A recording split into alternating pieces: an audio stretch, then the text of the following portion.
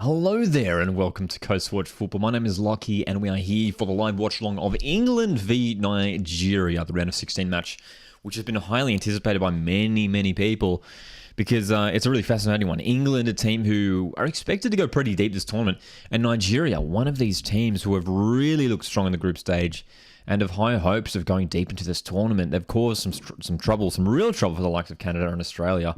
Nil or draw against Canada. The win against Australia was huge. But they've got a really tough game here against an England side who is coming off 3 consecutive wins in the group stage. They were very strong through the group stage, England. And a packed house in Brisbane for this one. How are you guys feeling? Goat is here. Elijah, Charlie. Oh, man. How are you guys feeling about this one? A big night tonight. This is the first of 2 watch-alongs. Of course, we will be live for Australia v Denmark, which is kicking off in approximately 3 hours. Almost exactly 3 hours, in fact. And we are very much looking forward to that one. So this is sort of like the entree, right?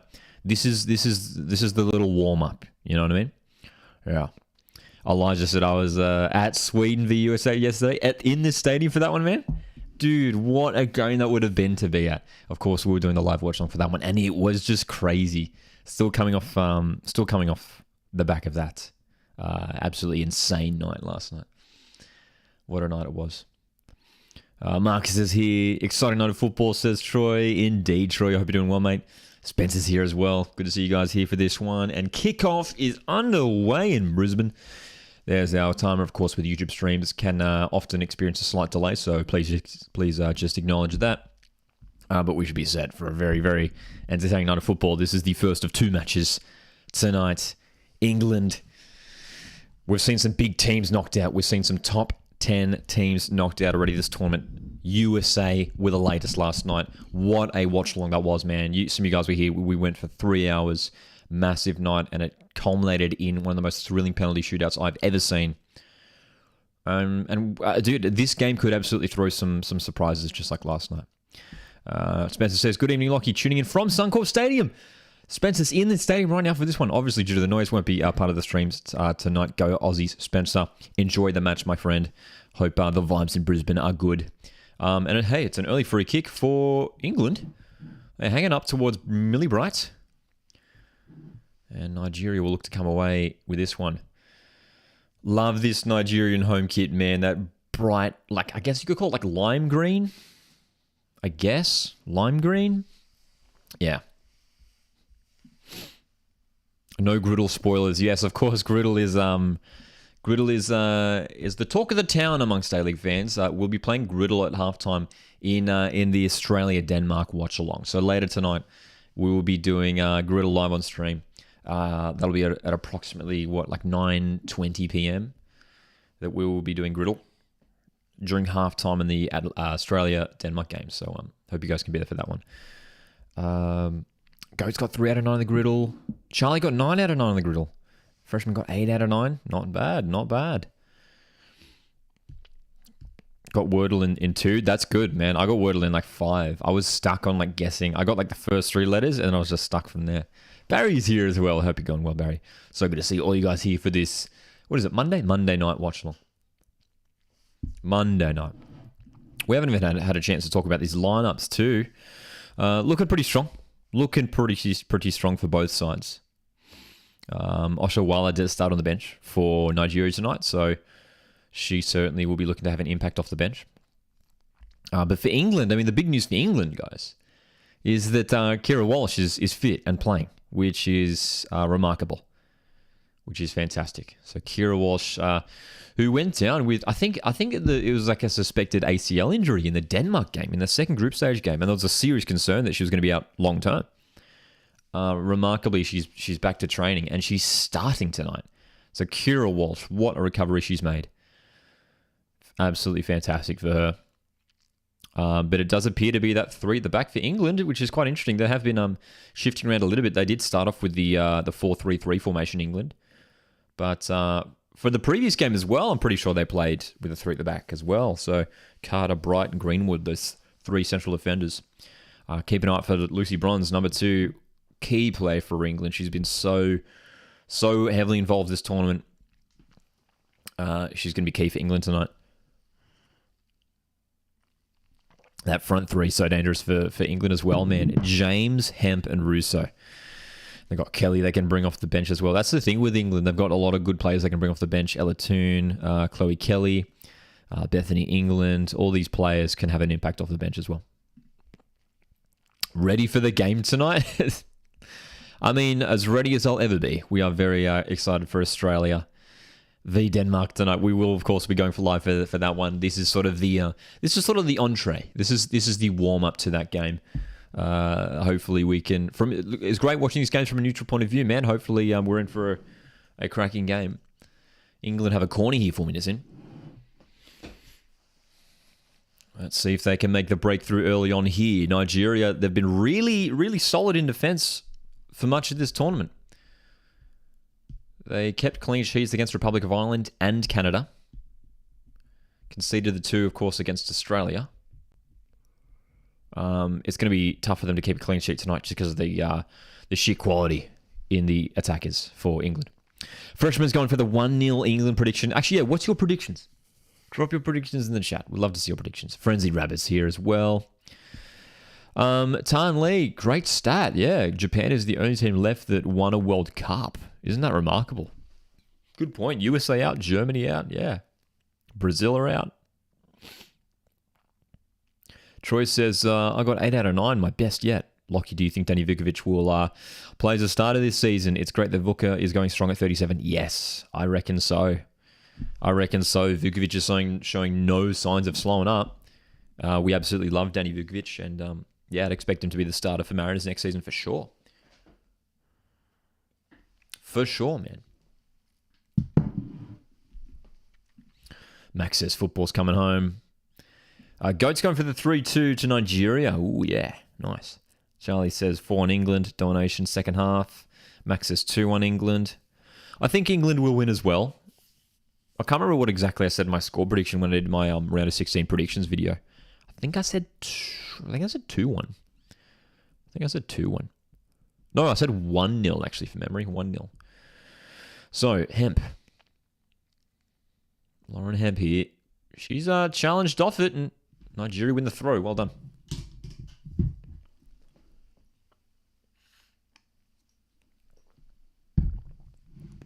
This is the 4th round of 16 watch-along we're doing so far. We were live for Japan, Norway, Switzerland, Spain. Spain won that one pretty convincingly. We know Japan went through. I was at the game yesterday. I was at a game, Netherlands, South Africa. The vlog for that one is out right now on the channel.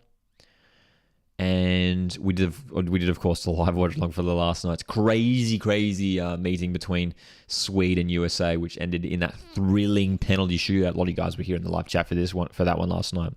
What a crazy night that was, man. I was watching my reaction to the penalty shootout again, and I was just like, oh my God, like it really was remarkable, that penalty shootout, wasn't it? I mean, it had absolutely everything.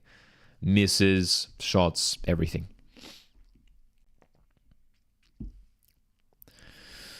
Um, 1-0 to Nigeria if they played how they did against Australia, says Tanley. Interesting. I'd be surprised if England don't score tonight. They scored 6 against China. They only got the 1 against Denmark, and the one against Haiti in their first game.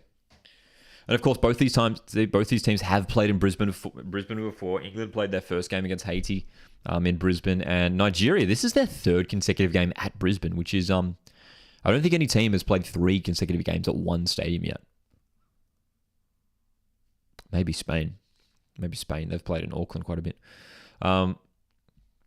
So Nigeria, they defeated Australia in Brisbane last week. Was that a couple weeks ago now? It feels like ages ago. And then they had their scoreless draw with Republic of Ireland in Brisbane last week as well, Nigeria. And here come Nigeria on the attack. Millie Brighton heads that clear. Bobbling around. Stanway takes control and will play it forward for Russo, who can drive here. And she's quickly dispossessed, though, Nigeria. Again, dude, these Nigerian kids are just so fresh, man. So fresh. Troy says, my Canadian mate said he wasn't sure when we signed him. I said, trust me, Vukovic is amazing quality, you'll see. Now he loves VUCA. Still can't believe 6-1 rewatching it heaps. Best night of my life. For Mariners fans, man. I mean, absolutely right. The best, the most historic night in Central Coast Mariners fans for the history of Central Coast Mariners. Fantastic. Is Australia Cup on tomorrow? Not tomorrow. Australia Cup is back on Wednesday. We've got 4 games in fact on Wednesday. Western Sydney Wanderers are in action on Wednesday against Florida Fina. Western United are playing Edgeworth Eagles. A couple other games on Wednesday as well. And then we've got a couple games on Thursday as well. So a couple more A-League men's sides in action this week. Here comes Nigeria down the left-hand side. That delivery was more of a shot. There was no one around, but it's going to be a corner. Mary Earps punched that out. They went for the cross there, Nigeria, which turned into a bit more of a shot. And Mary Earps, who was under no pressure, well, she could have left that. That was certainly going out, right? It definitely appeared to be going out of play. But anyway, Nigeria have a corner here. Nigeria have a corner. So, early goal here for Nigeria would be ideal. A lot of English fans in the crowd, from what you can see. Hey, you can see so many English flags around, a lot of white and red. I'm sure Nigerian fans will be there in strong numbers. Here's the first corner of the game, though. Nigeria, it's a high one. Look at that. Dude, the height on that. It was a dangerous ball. It's sort of just like, it was almost like slow motion. The ball was just floating. England deal with it, but Nigeria can come again. Plumped the left back. Trying to stay strong here against Lucy Bronze, which is a tough ask. Well, they keep it in. This is still in play here. And they do lose the ball now, and there's an offside call. So, free kick. England. Liverpool's going for 3-2 Nigeria. Up the Tillies is here as well. How's it going? Frenzy says, would be incredible to have another clash with Tillies and Nigeria again. Honestly, I would want to avoid Nigeria. I would very much want to avoid Nigeria. Darth Eduardo's here as well. How's it going, mate? Yeah, as an Australian fan, I would like to avoid Nigeria. They were really tricky. And would love some different opposition for sure. There is a chance that Australia and Nigeria could reunite, and that would be in the semi-finals. So the winner of this game will take on the winner of Colombia v Jamaica. So it's quite interesting when you look at the bracket and the potential matchups here. We already have a couple quarterfinal matchups. We know Sweden will be taking on Japan, and it's Spain v Netherlands, which is going to be an absolute cracker, man. Spain-Netherlands, that's on Friday. What a game that'll be. That'll be a remarkable match, man. Two of the best sides in the competition. It's really tricky to pick that one. It's really, really tricky. They're both so good. I want to say Spain, but I mean, again, like I watched Netherlands in person yesterday, and they just move the ball so well. They're so well organized too. They've got great coverage of the pitch, so that could well be the game of the tournament. It's got potential to be, right? It's got potential to be. Will you ever do Kahoot? I'm definitely keen to try Kahoot soon enough. I'll let you guys know when we get a Kahoot up and running. But I know many of you in the chat are keen here for a Kahoot. Maybe we can do an A-League themed version. Another corner here for Nigeria. Well worked there by Kanu. And another opportunity for Nigeria. Liverpool says 2-0 to Australia tonight, Sam Cove race. Honestly, the way I'm feeling, I mean, we'll keep an eye on it. We might even be able to react live to the Matildas lineup when it drops towards the end of this match. I'm highly doubtful Sam Kerr will have any involvement tonight. I mean, she's still, from what we see, isn't fully training, right? Nigerian corner. Oh, well headed. It was a Losey with the header and the follow-up. That's going to go wayward. Good chance, dude. This is a bright start from Nigeria. Losey, the right back, was up for that corner and got a really strong header to that. And look, dude, she started outside the box and then just went in for that.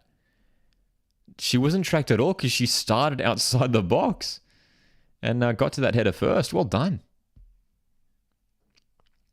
Alessia Russo on the line to head that clear. That was a little bit nervy there for England. A little bit nervy. Yeah, I'm worried about Sam Kerr and whether she'll be involved tonight, man. I don't know. Here comes Nigeria again. This delivery's going to go across the face of goal. But I tell you what, Nigeria are looking much brighter in this opening 15 minutes. Really good start. Really, really impressive start by Nigeria here. They are on top. They are absolutely on top, and England aren't really handling it right now. They're getting overrun. Overrun. That's right. Freshman says Sam Kerr was on the bike yesterday, so I think she comes on in the 80th minute to get some game time. I think it might be a similar situation to even the Canada game where if we need her, she comes on. If we need her, she comes on. Tony even admitted that. Tony basically explained that was the plan. That if there was a scenario, I'm paraphrasing, if there was like a scenario where we needed to chase the game, that Sam Kerr would be implemented into the match. I think there's a 1% chance that Sam starts tonight. I'd be stunned if she does. So we'll keep an eye on the socials when the lineup. If you guys see the lineup come out, it'll be around an hour before kickoff. So we expect it. It should be around 7:30 Australian Eastern Standard Time. But I think it's a situation where like hopefully we can get the job done early on, like we did against Canada. Be up by a couple goals if we can. It'll be tough, but it's doable. And then hopefully don't have to risk Sam because we know we could Australia could be set for a quarterfinal matchup against France or Morocco.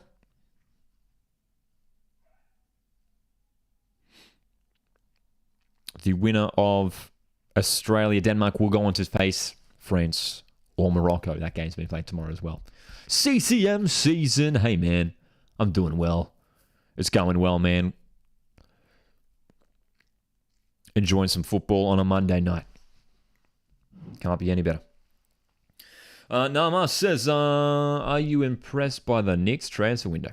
They haven't signed good players. They only signed Duncan and Altai, and the rest of them are NPL, especially after they let go of so many players. Yeah, I don't think it's done. I don't think it's done for Wellington Phoenix because it hasn't been great. We're going to come back to that because Nigeria plumped her from range. Oh, off the crossbar. What a hit. It's still on. Nigeria in the box, still going. The shot is blocked. Oh my gosh, dude, it's still on here for Nigeria. England, absolutely rattled here. The cross comes in, headed away. Plumpters on the ball again. She shoots. Oh, what a save. Mary Earps. And a heavy challenge there. It'll be a free kick to England. The pressure is relieved. Well, Nigeria are completely dominating this game and should be up 1-0 by now at least. Well, Plumpter. How about this shot from the left back, Plumpter? Look at this. She had two chances. The first one hit the crossbar. The second one was well saved. Oh, here's the first. They're showing the replay of that first shot. Look at that. What a goal that would have been. She was on the run. She was on the run and just sends it. Oh, my God. Could have been goal of the tournament there. Well, something needs to change here quickly for England because they are getting completely overrun in this round of 16 match. Nigeria are simply dominating.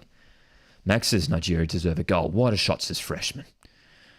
Wow. Wow, man. Didn't expect this. We know the quality that Nigeria possess, man. They've been really strong in this tournament so far, but they're completely blowing England out of the water tonight. They're just winning every duel. They're creating opportunities, and outpacing England most importantly as well. They're getting in behind, and it's just a matter of time before Nigeria take the lead here. It's a matter of time. So England need to switch on here. This is really disappointing. They'll be disappointed with the start, for sure. Just to go back to, I know we were talking about Wellington Phoenix a moment ago in their transfer window. It's been pretty average, hasn't it? Yeah, they definitely need to sign another midfielder, that's for sure, because they let Ugarkovic and Lewis go. So, but yeah, like I said before, it isn't done. I'd be surprised if they didn't sign another midfielder at least. In terms of defense, though, it's pretty well covered there. Giancarlo Italiano, the new head coach, has promoted a couple academy players. So he's keen to go for a more youthful approach by the looks of things. And hey, Zawad is still there. Božidar Krajev is still there, which is a positive for Wellington.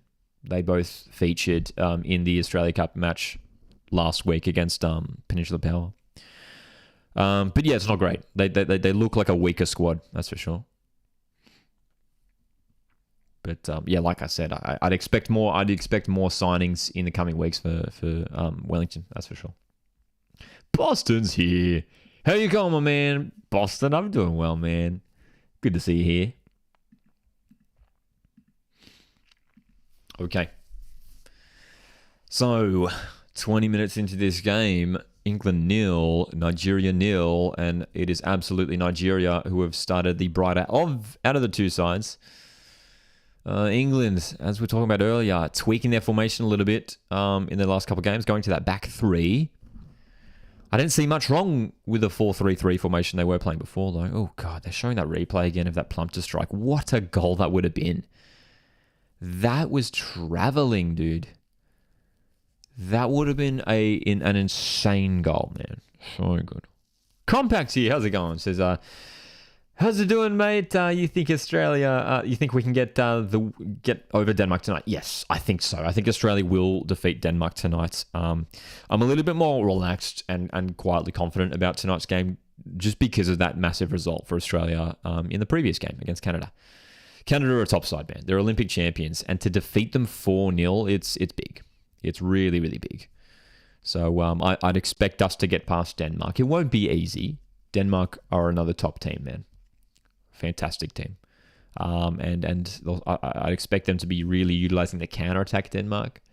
They did try to do that against England, and they almost scored on a number of occasions. So it'll take a complete performance from Australia in attack and defense to get past Denmark, that's for sure. But I think we will win. I think we will.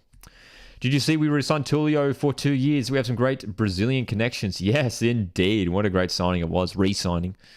We love Marco Tulio on the coast here, and so great to have him re-signing. So great. Will you do one big stream if England game goes to pens and Australia game starts right after this? Not one big stream. We've already got another stream scheduled in for the Australia game. So the way it'll work, I mean, and I'm definitely going to take a short break in between to grab a little, maybe a little bit of din-dins. But yeah, I mean, if this game goes to pens, I mean, we saw last night, if it goes to pens, it's over, half an hour. Afterwards, that could take us to past 8 o'clock.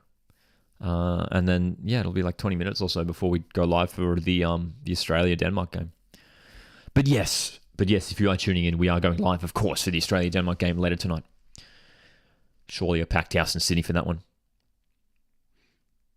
Stanway for England. England doing a good job of regaining control of the game a little bit here now. They're starting to control possession, knock it around a bit. You can see those 3 central defenders for England. They're sitting back and just passing it around. They're shifting the team around, the attackers around, trying to look for these pathways up the field. Fortnite is here as well. Says, hey, Lockie, it's finally time for the big event. Indeed it is, my friend. It's less than what, 3 hours? What's it now? Just over 2.5 hours until Australia and Denmark gets underway. Very much looking forward to it. TG Aldu in the chat. How's it going? TG says Nigeria has been the better side so far. I agree. Absolutely, TG. They've been on top and have come close on a number of occasions to scoring early here in this first half. And England just now starting to get some time on the ball. But what a great start by Nigeria. They've been great. And England. Ooh, slip at the back here. And the shot is well saved by Nardozi. Well, Alessia Russo with a quick fire shot. Demahin, the centre back for Nigeria. Look, what happened here? So she went to clear. Oh my gosh. Did you see the ball spinning there? The ball was had this crazy backspin on it. And Demahin completely misread it. And then Russo just had it shot. But well saved by Nardozi. Nardozi, fantastic keeper. She made a great penalty save in their first game against Canada. Guess what, Lockie? I love that every time Boston's here. Boston, I love that every night. It's like there's a new surprise. It's great.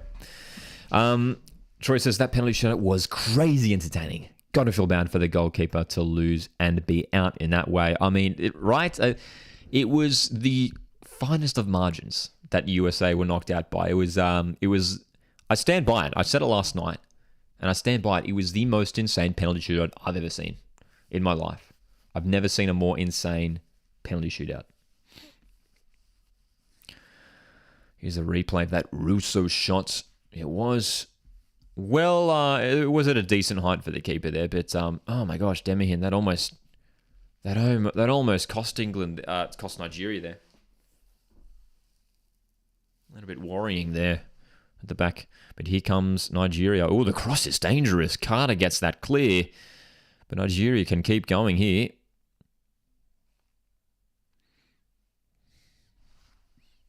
They'll go back to the keeper here, Nigeria. Certainly not a full house by the looks of things in Brisbane. Some empty seats here and there, but don't get me wrong, certainly a strong crowd. You'd expect it to be over 40,000 in Brisbane tonight for this one. Oh, potential handball there on Carter. They're going to play on. It's, where's the foul there? There's a free kick for England. I didn't see a foul there at all. Ajibade was adjudged to have fouled Carter there. I didn't see a foul.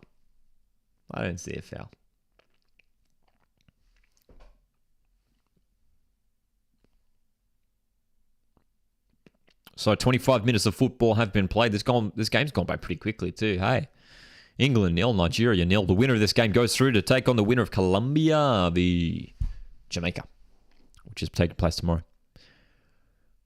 And for England, well, they get a step up here a little bit. Nigeria have started much stronger. And we're so close to the opening goal on a number of occasions in the opening 25. But England, in the last 10 minutes or so, starting to control the tempo of the game a little bit more.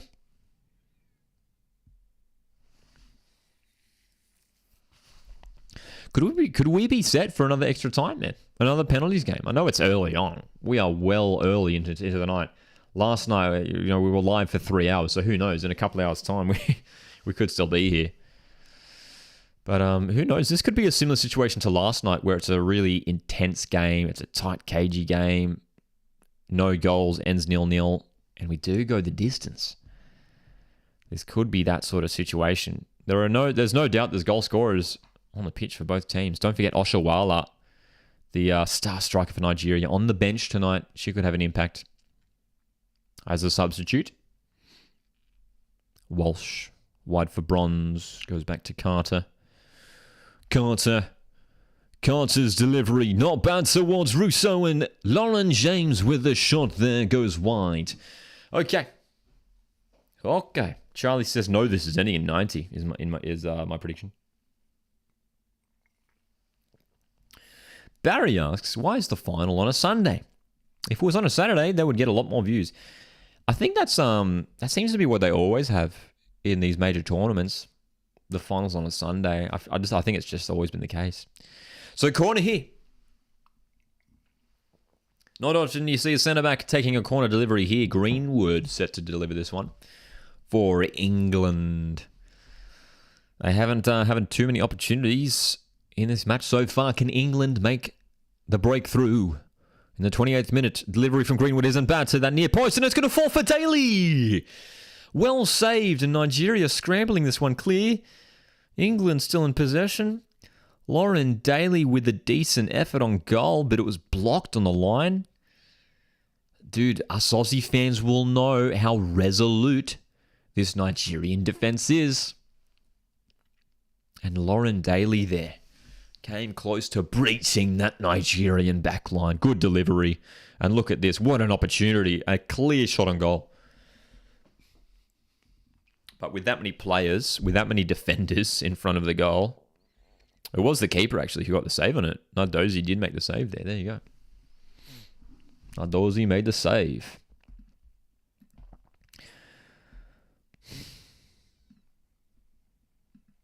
Ryan Edwards played in the Spain's second division. Yes, I am familiar with Ryan Edwards.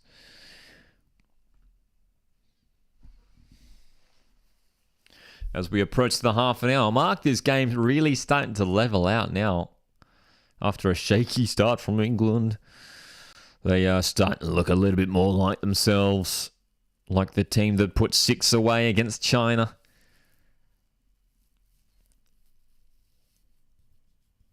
So many dangerous players on the field for England, man. Russo, James, Hemp, Daly, Bronze, class everywhere.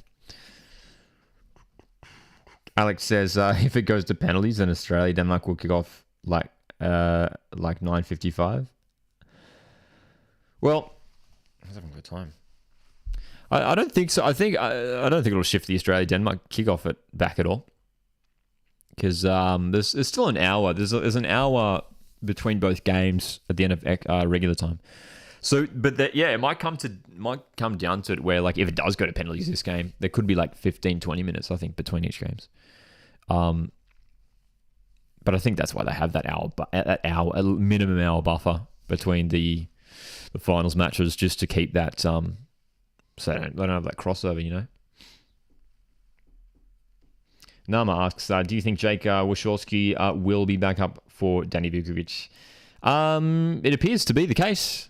As we know, Yaron Souza, the former backup keeper for the Mariners, he's left the club. So, I'd expect that to be the case, that Wachowski is the Mariners' backup keeper signed from Wanderers.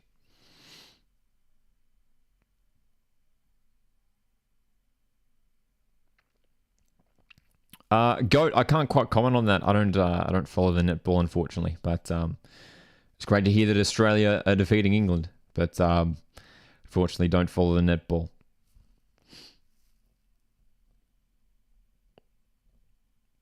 So set piece opportunity here, once again for England. Greenwood, once again the player standing over it. Tall Timber is up for this one.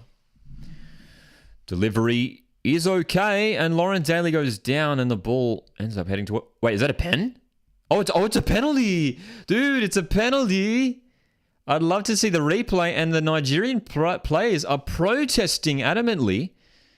Look at these protests, man, from Nigeria. They completely disagree with the decision. I can't say I saw it. I can't say I saw any contact here. Let's have a look. Okay, there's hands on Lauren Daly. There's a slight push. There is a slight push. Let's have a look at the other angle. Lauren Daly. I don't know, man. Freshman says it's soft. I think it's soft.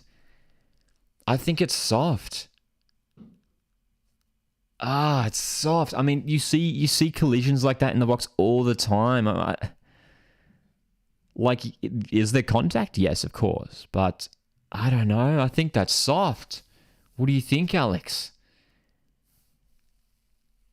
Are we having a VAR check, or is it going to be a pen?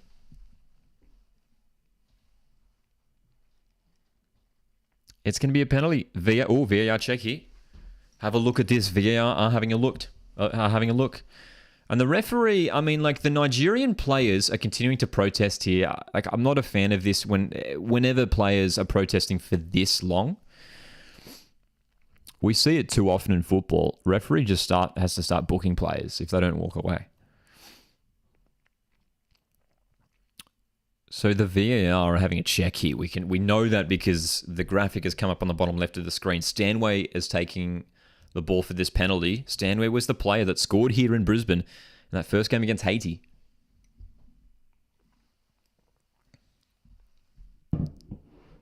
Oh, VAR check. Referee is coming over. There will be a review here, and I gotta say, I don't think it's a penalty. I don't think there's enough to constitute a foul here in the box. Let's have a look. So here's the replay. Referee's having a look. There's an arm on the back of Daly. That is for certain. There is a slight push towards the end of the movement. There is a slight push, but it almost appears as Lauren Daly, that almost looks like a dive, dude. Like, Daly's making is really making that out to look worse than it is. Look at the way Lauren Daly just like sort of bounces off her leg. Right there. She sort of somersaults forward. That's not a penalty for me. That's not a penalty. That's not a penalty for me. There's an extensive review of this one. There is a slight bump at the end, but here we go. Here's the decision. What's the referee going to say?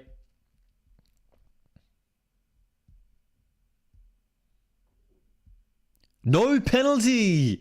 It is ruled out. It is ruled out. I think it's justice. Justice has been served here.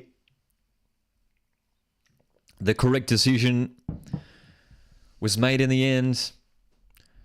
And look, there was contact, but that was the kind of contact that we see in every single set piece situation.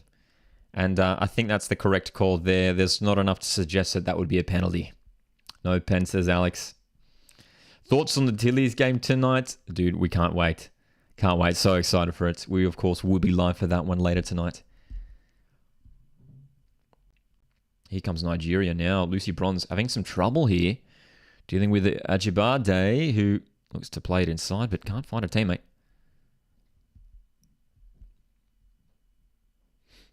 Russo gives that ball away to Adejibe.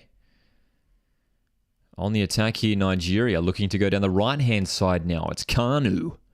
Kanu cuts inside. Goes for the back heel, which didn't quite work out. It got stuck on her foot there, didn't it? Stuck on her foot. Max says no pen. Come on, the Lionesses. We've got some love for England in the chat, don't we? Got some love for the English in the chat.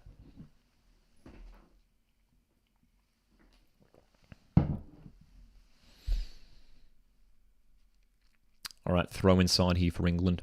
Sorry, for Nigeria. Oh, decent ball inside. Adejibe. Good block in the follow-up. Oh, my gosh. Okada has been axed here in the box. She's down hurt. Huge collision. Ushibe with the shot for Nigeria in the end. That was a great chance. Good block by Millie Bright, and the shot went wide, the second shot. Wow, man. Charlie's back in England too. We've got some love for England in the chat. Ushibe should have got that shot on target. Good block from Millie Bright too, putting her body on the line there.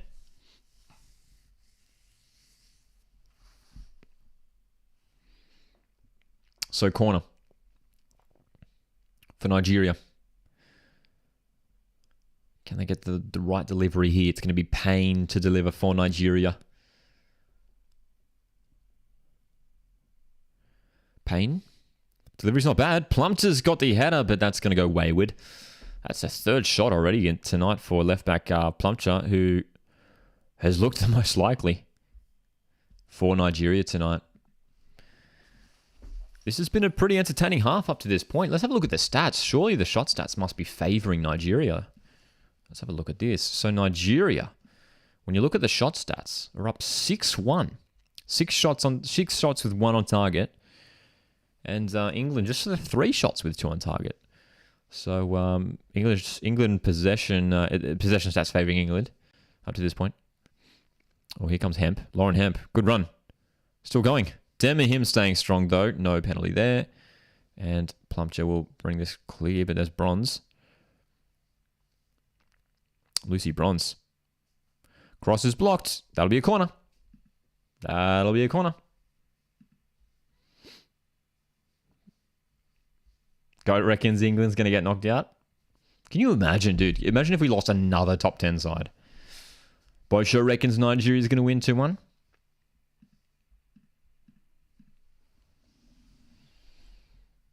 Entertaining game up to this point, but it is absolutely Nigeria who are having the stronger of the two halves, which it's making this a really, really intriguing battle here.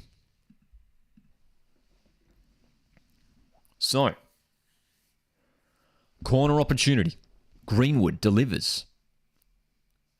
Well punched away by Nardozi. James goes first time, and that sailed well high of the goal. Josh is here. How's it going, Josh? Good to see ya. Darth Eduardo's going for Denmark in the next game. Fair enough, my man.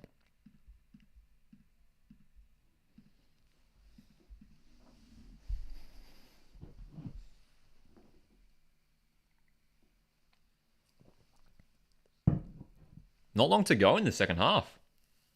Got about 6 minutes left in the second half. Not too many stoppages. Hasn't been any injuries that I can recall of. That VAR check took a couple minutes though. Plumpter wins the ball off Stanway in the middle of the park and will release this wide for Kanu. Goes back inside. That forward pass is cut off by Greenwood.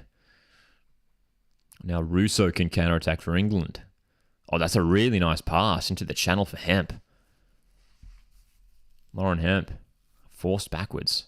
Russo. Back again. Walsh switching the play. There's Bronze.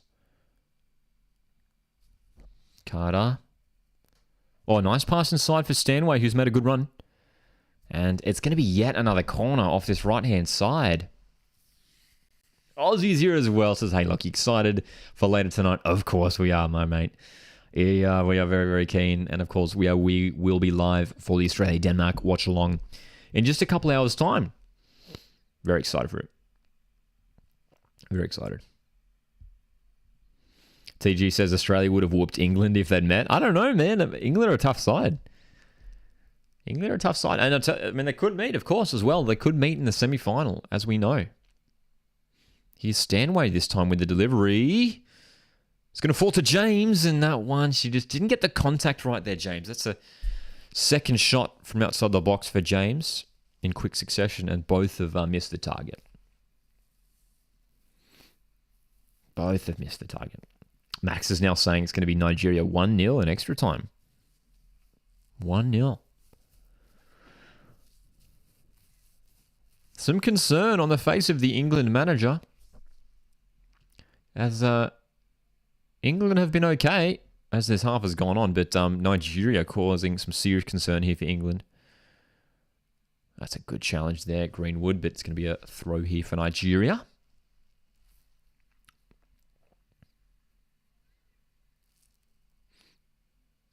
Strong challenge there from Greenwood. Greenwood's played every match for England at this tournament so far, alongside Millie Bright at the back.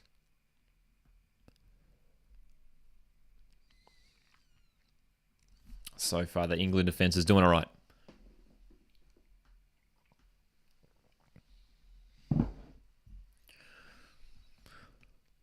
Couple decent saves for both keepers in this first half too. Mary Earps and Nardozi both called into action.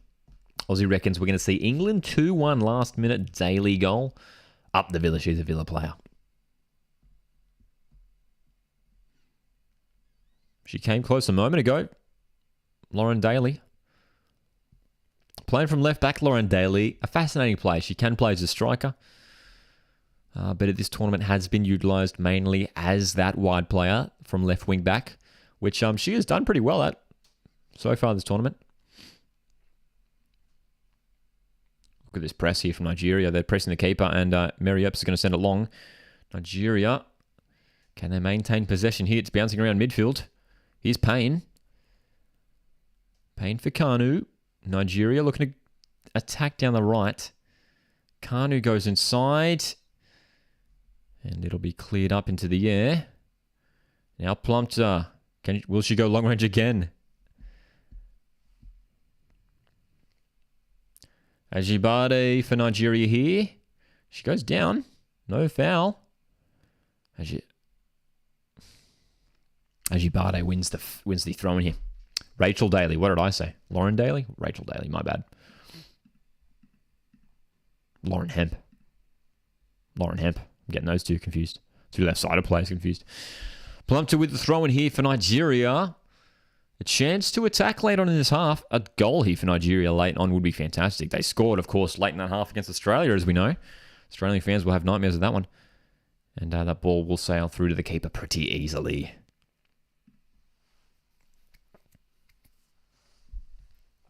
So, Onumonu, the striker for Nigeria, has had pretty limited chances this half. It's been her support players who have starred in this game so far. You just wonder whether Oshawala would be introduced to the game in that second half to give Nigeria a bit more attacking threat through the middle. We know Oshawala came on in that Australia game and scored.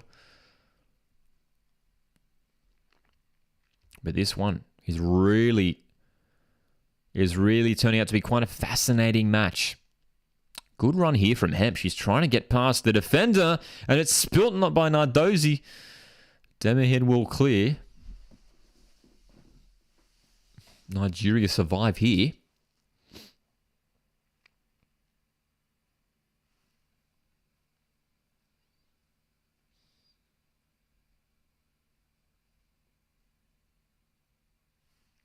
'26 World Cup. I'd love to get to that too, man. We'd love to get to the 2026 World Cup. That'd be fun. And Barry, I missed Barry's comment a moment ago. Barry said 2026 World Cup is going to be so good, only 3 years away. And the games will be on at like 6 a.m. to 12 p.m. It's great for Australians, isn't it? A lot better than in the middle of the night. Yeah, it's going to be morning kickoffs here. Morning kickoffs in Australia, which, hey, it's not bad. I don't mind some morning football. With breakfast. Not a bad way to start the day. Kira Walsh. Good switch of play here for Lucy Bronze. A late chance here. Good delivery. Well cut out by Demahin. Beautiful. How good was that? Very good.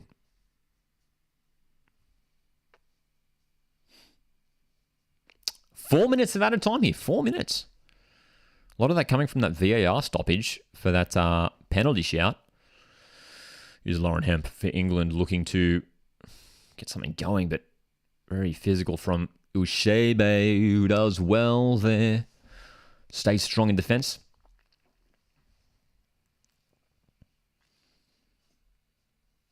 Fascinating half, man. Fascinating half. Stick around at halftime. We'll do a bit of a Q&A, bit of discussion in the chat.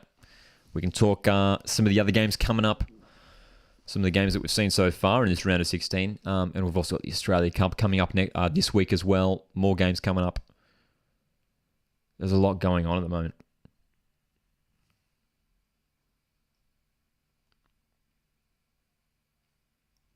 Walsh.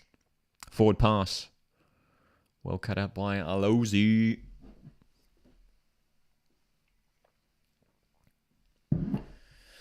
We've got some seriously good teams not playing past the quarterfinals at this tournament, man.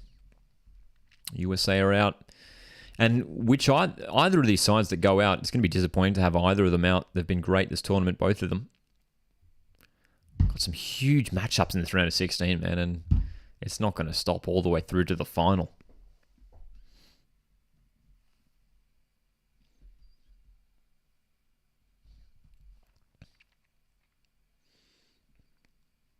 Bright, Stanway, Bronze, England looking to create one more attack here, potentially. Stanway, Bronze is continuing a run. Nice work here. Bronze won't keep that in. Right idea, though. That was good. That was good. Just that little passing move down that right flank. Just maybe needed one more extra player over there. Needed a run from Alessia Russo. She decided to pull Central into the box. I guess Lucy Bronze was making that underlapping run. I love this question, Charlie. He asks, "Hey, Lucky, what did you have for breakfast this morning?" I had I had a beautiful bowl of porridge. It was beautiful. Barry says, "I think England will come out stronger in the second half." We shall see. Hey, we shall see. Here's Nigeria. Cross is cut out by Daly.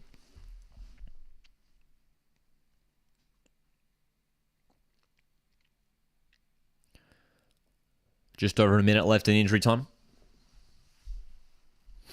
Both shows back in the 3-1 result for Australia over Denmark. That's my prediction too.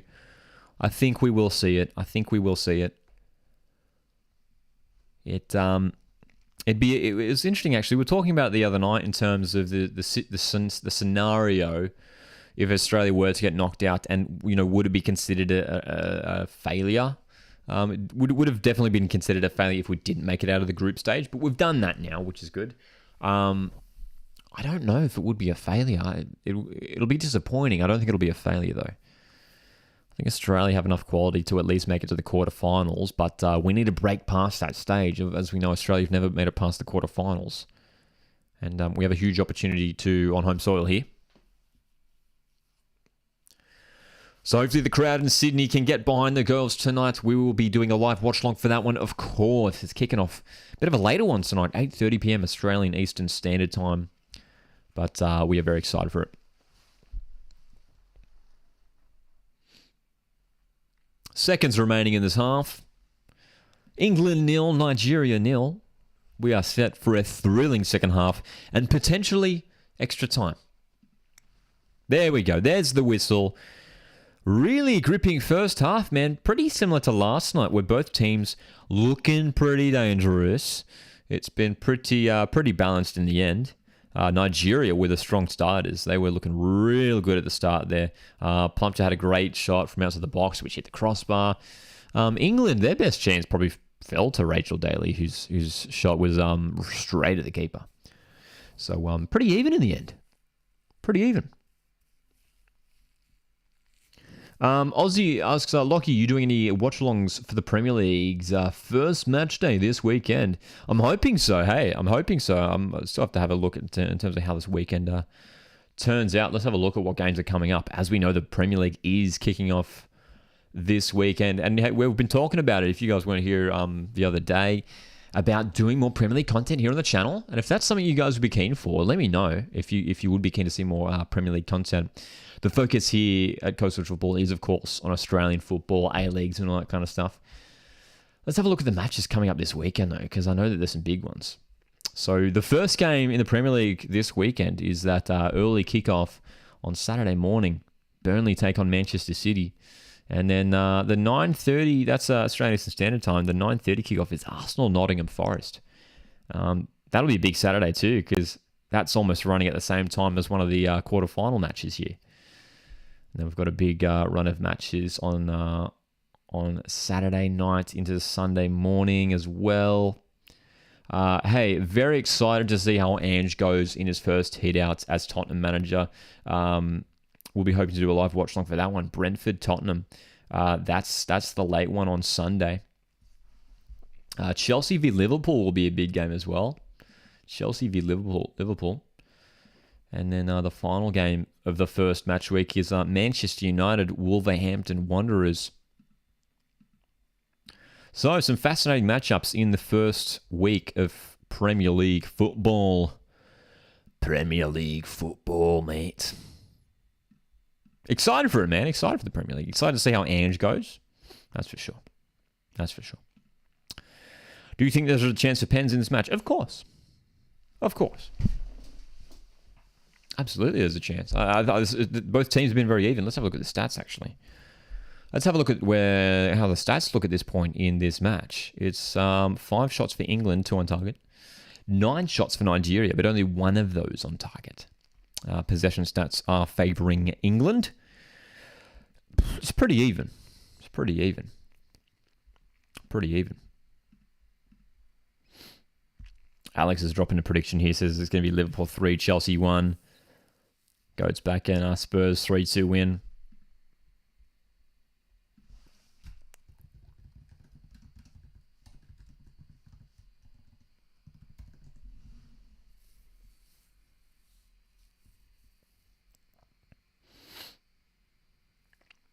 Pass for Spurs. It'll be an interesting game. I never take the results in I never take the results in preseason games to heart though, but it'll be a close one. But Barcelona, I think, will get up in that one. Yes, I do support Spurs. Yes.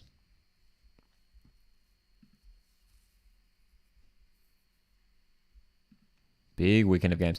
Of course, we saw some Aussies in action in the English Championship as well. A lot of Aussies in action. It was great to see Cassini Yengi get his first goal for Portsmouth. They're playing in League One, aren't they? In League One. Middlesbrough, they went down 1-0 to Millwall on the weekend. But we did see Sammy Silvera come off the bench for Middlesbrough in that game. Tom Glover started on the bench. So it looks like Tom Glover will be the backup keeper at Middlesbrough. But good to see Sammy get his first appearance. Riley McGree did start in that game for Middlesbrough on the weekend. Griddle time. We'll be doing the griddle in the next stream. So we're going to wait till the Australia-Denmark stream for halftime griddle. We're going to wait for the next stream to do halftime griddle. I'll tell you what, we won't do it now, but let me pull it up and we'll just have a look. I'm just going to tease myself with it. Let's pull it up and let's have a quick look at it. This is the griddle. I'm not going to do it. I'm going to look at it for a second. Is this cheating? I'm just going to look at it for a second. What do we got here? I'm not going to do it. I'm just going to look at it. No spoilers, please. No spoilers, please. Oh, 3+ red cards. That's a tricky one. 3+ red cards. 10+ finals games. That is a lot of finals games. And then 20+ substitute appearances. Oh, interesting. And then we've got Sydney, Brisbane Mariners. Okay, that's doable. And what's the... Oh, hard ratings high.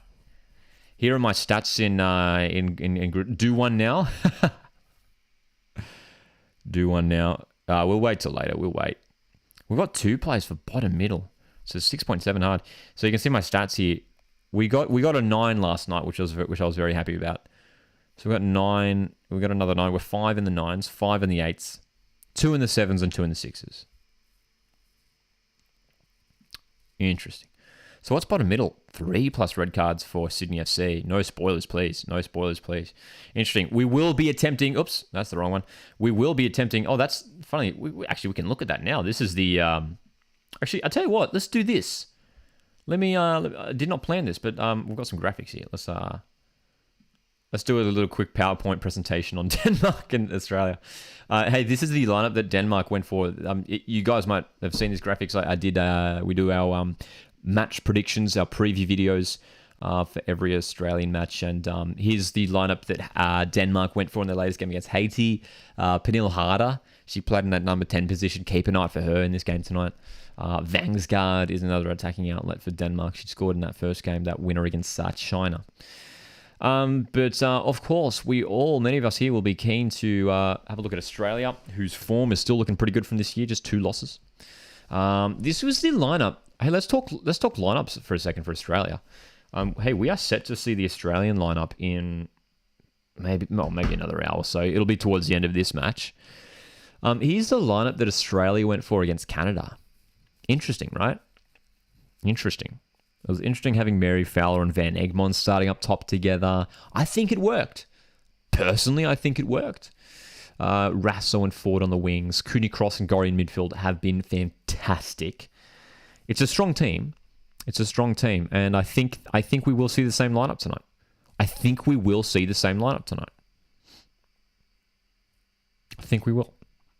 It's a lineup that has goals in it. And it's a lineup that is defensively solid and organised. And I think we might see Sam off the bench. What else we got here as well? He was my player to watch as well. I mean, really, really big game for Hayley Raso, right? Really big game for Hayley Raso. She's in good form. 2 goals against Canada. She's a Real Madrid player now. What a star Hayley Raso is. And we're expecting big things from her tonight and through the remainder of this tournament, hopefully as well for Australia. That we of course oh my god, can't talk. We will be doing that live watch along for the Australia-Denmark game just after this one. Kahoot, we'll definitely be look into doing Kahoot soon enough, that's for sure. Can you start the stream for Matilda 10 minutes early? Sure. Goat supports Spurs as well. There you go. I don't often encounter many others of Spurs supporters. Aussie in the griddle got 7 out of 9. Got all the +3 red cards right. That's well done, man. Well done. +3 red cards. I'm trying to think. I'm not doing the griddle now, but what were the options there? There was I think one of them was 10 plus finals and 3+ red cards. It's a lot of finals, man. 3+ red cards. 10+ finals. Has Nigel Bogard played that many finals? Again, no spoilers for the griddle, please. 10 plus finals and 3 red cards. And then the other one was like 20 substitute appearances and 3 red cards. Surely Nigel Bogart has had at least 20 sub appearances. 3 red cards. This probably is cheating. Because I get to think about it. But I guess you guys get to do it. Get to think about it as well. Get to take your time. Not long until the second half gets underway.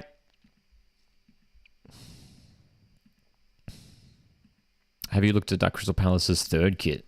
Just released. Looks beautiful. Ooh, let's have a look. Let's have a look.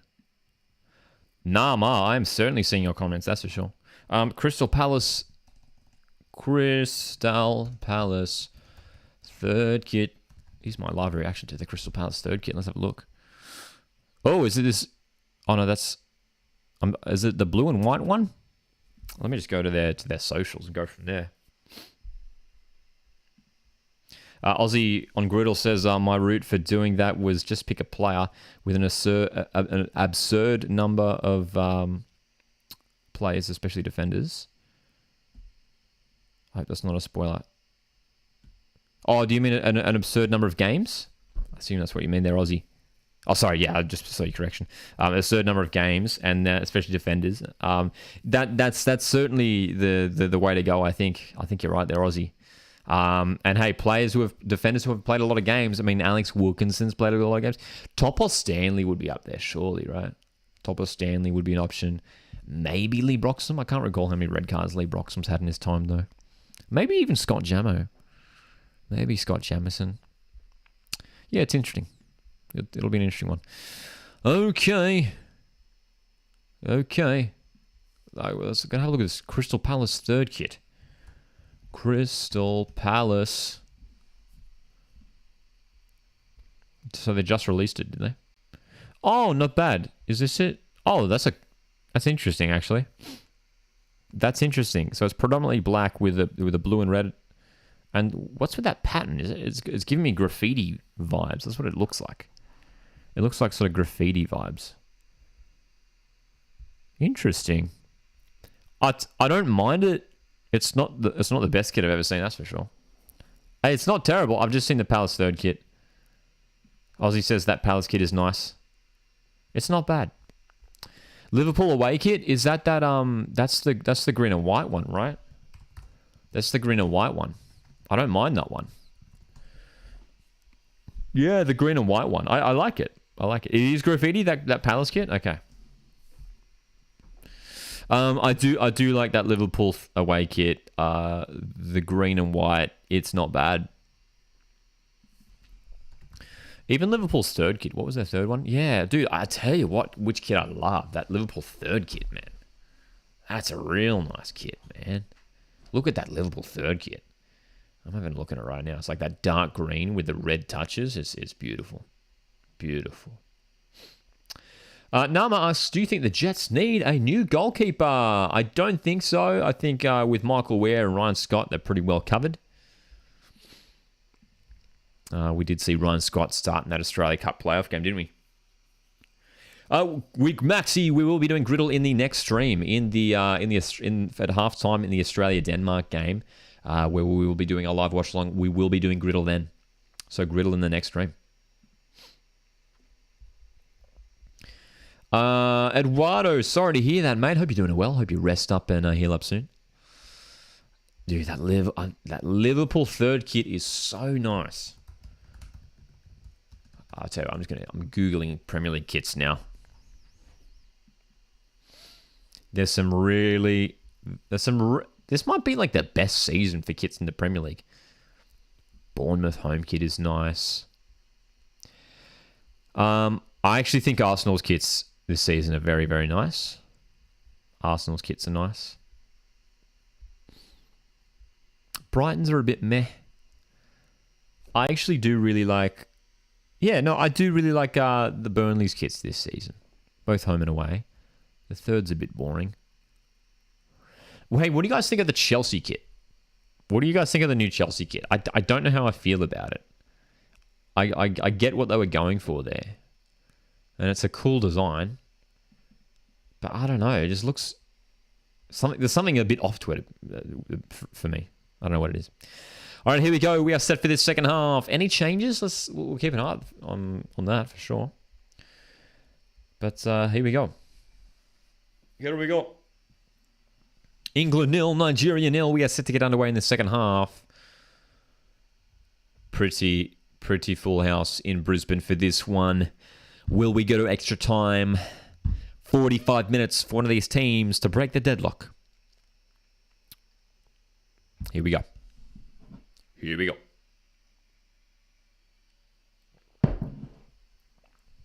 They made it gold. I don't like... they didn't... that's right, they didn't win anything.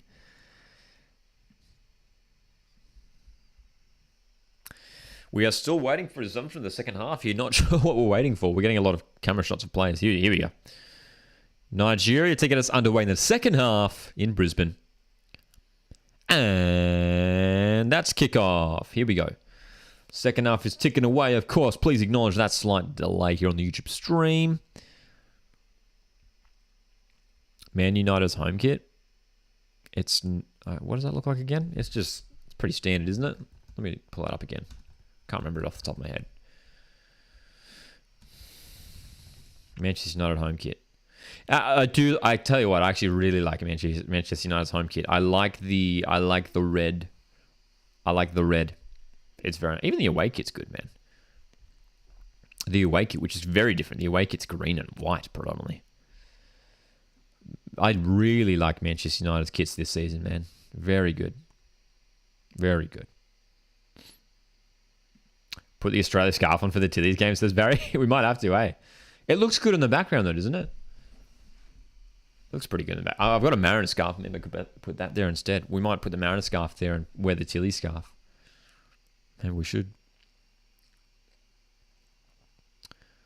Here comes Nigeria early on in the second half. Can Payne get a shot off? Tony Payne goes back.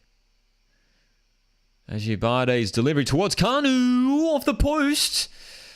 Just over. Good chance for Nigeria early on in this half. Good delivery, and Kanu got to that first. And that's the second time Nigeria have hit the woodwork tonight, man.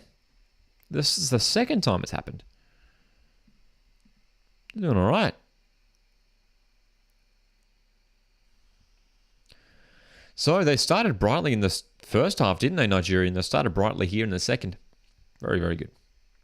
Ha. Freshman's beaten me to it. What snacks does the chat have? Or potentially a lot of our Australian viewers having dinner at this time.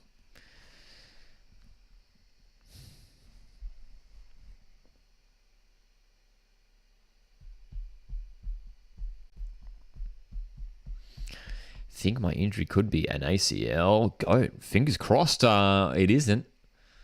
Fingers crossed you're right, man.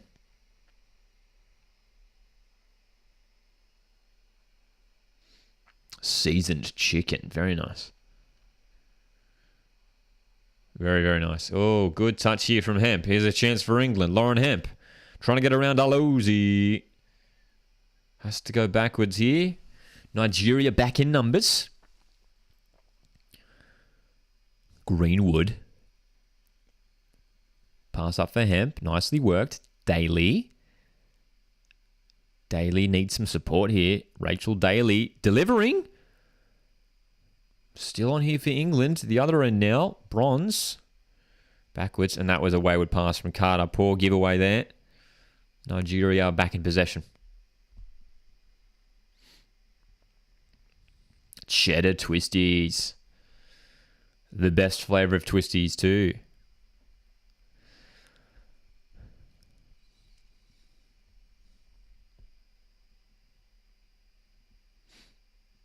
James. For Daly. Rachel Daly.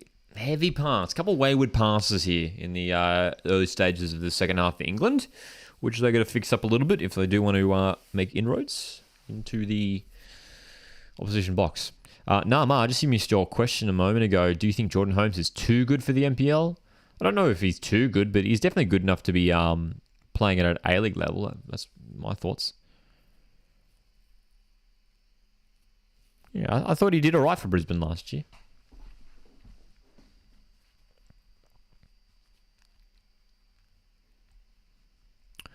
Greenwood goes long, looking for that run of Stanway, but straight through to Nardozi, the keeper. So, this is very much a similar situation as last night, where it's a tight game, it's evenly matched, and it's a matter of which team is going to make the breakthrough. We all seem to be, it's quite mixed. From what it sounds like from you guys, it's open to anyone in terms of which team could go through here. Both teams have created good chances. Oh, good takedown by Kanu. Nigeria edge of the box. Ajibade can't keep the ball. Good turn by James. Well done, Lauren James there. Lauren James being played in this little pocket position here. The number 10 role here for Lauren James, which is suiting her pretty well. Getting her involved in the play. In the central role. Excuse me. Don't forget, we're going to be live in a couple hours' time for Australia v Denmark. Less than 2 hours now till kickoff in Australia v Denmark. You keep an eye on social media as well. If anyone's got a spare device on them, we're going to make sure we don't miss it when the Tilly's lineup gets announced, which we'd expect should be made towards full time in this match. Full time at a regular time, I should say.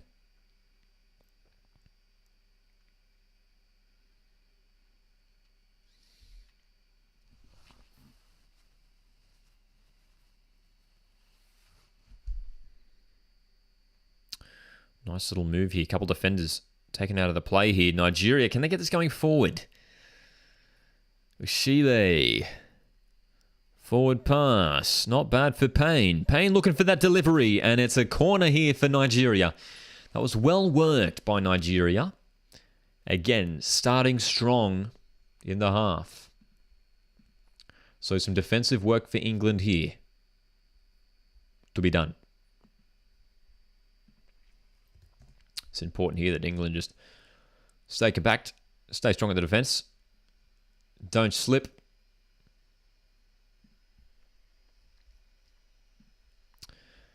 Tony Payne with the delivery here for Nigeria. Barry says, at this rate, I think it's going to Pens. It's got that feel about it, isn't it? Here's Payne's delivery, though. And Plumpter with a header. Still on here. Can they keep it in? No, just out of play. Onumonu. I tell you what. If I'm a Nigerian supporter, I'm screaming for Oshawala to be brought into this game, man. I think just having a clinical striker like that in front of goal.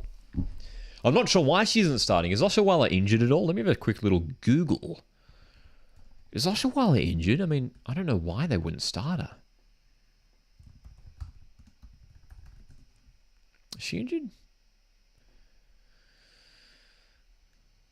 Well, she was doubtful for the Australia game, but she did come on off the bench. So potentially Oshawala is still carrying a knock of some sort, maybe. But you'd think if she's fit and good to go, you got to get her involved, eh? Blake, how's it going, mate? I'm doing very well today. Thanks for checking in, man. Aussie says, even though it's pretty even, do you lean towards England or Nigeria as the better team? In this game or like in general? Like in this game? In this game, I think probably Nigeria. Just, though. But England have been pretty composed in possession, mostly. And controlled the tempo of the game. Like it's been England like dictating the play of the game and the speed of the game. But it's interesting, when Nigeria are on the ball, I mean, they're coming forward here down the left, and they look quite dangerous. So it's an interesting one. I still think England will win. I just think they have too much class. I think even if Nigeria take the lead, England, you got to remember, England have a lot of good substitutes they can bring on. Here's Kanu delivering. Oh, so close. Manu just, it evaded her there. That cross. But that was a good opportunity there for Nigeria. Did Holmes leave? Yes. Yes, Geordie Holmes did depart Brisbane Roar. When do the lineups come out? Well, for the Australia game, the lineups come out for the Canada game. I think they came out like just over an hour before kickoff. Just over an hour.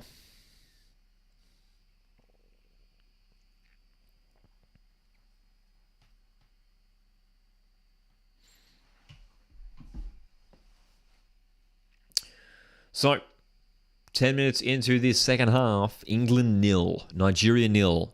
Finely balanced. Neither side able to make the breakthrough at this stage. Hemp has gone down here. And, yeah, I don't know about that being a foul. Hale's saying it was just a simple 50-50 shoulder to shoulder. And I'm probably going to agree with the defender there that, I mean, my stance might be changed on replay, but it looked pretty soft. But it's going to be an English free kick in a good position here. I mean, maybe a slight push. Maybe a slight push. Anyway, English free kick. The tall defenders are up for this one, of course.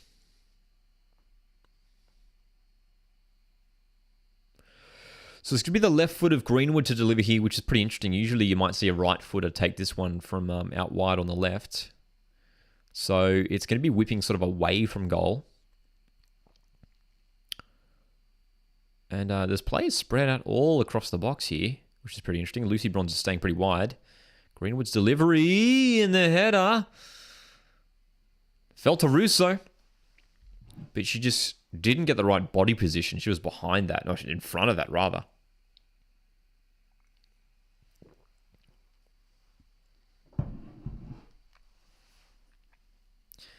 In terms of the chances and the chances that we have seen tonight, Nigeria look more likely to score so far. They have had more shots, and I don't know. I mean, Nigeria just looks so strong in defense, and England seem to be struggling a little bit when they do get into the final third. It's almost like they don't have enough support. I'd be curious to, wonder if the English manager is thinking of reverting back to that 4-3-3 that they did play earlier on in the tournament, just to get some more numbers further up the pitch. If they just had like one or two more players moving forward in attack, that could probably play their way through Nigeria. But so far, they're finding it pretty difficult.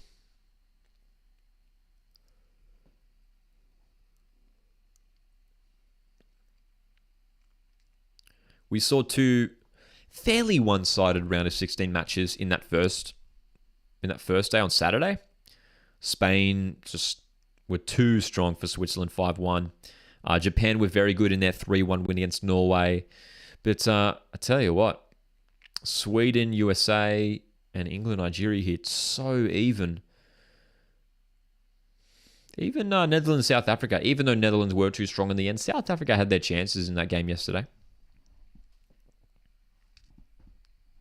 But these last two round of 16 matches have been so tightly contested. And I tell you what, we've been screaming for it. Watchalong is set to come on here. Watchalong is set to come on.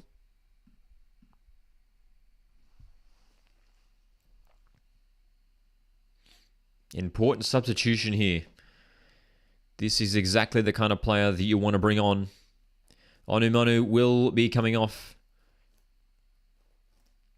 And here comes Watchalong. She scored off the bench against Australia in that second group stage game. Can she do it here tonight? Asisat Watchalong, fantastic striker. Yes, Aussie. There is Aussie. I just saw your comment from a moment ago. Alozi, the right back for Nigeria. I believe she's number 22. Yes, has one black boot and one white boot. And I remember when we were doing the watch along for the Australia-Nigeria game, I was like, she's lost a boot. She's wearing a sock. But then someone was like, oh no, she got two different colored boots, which is like, oh, wow. Wow. You don't often see that, hey, a player wearing two different colored boots. I assume they're like the same shoe, like the same boot, right? Just different colors.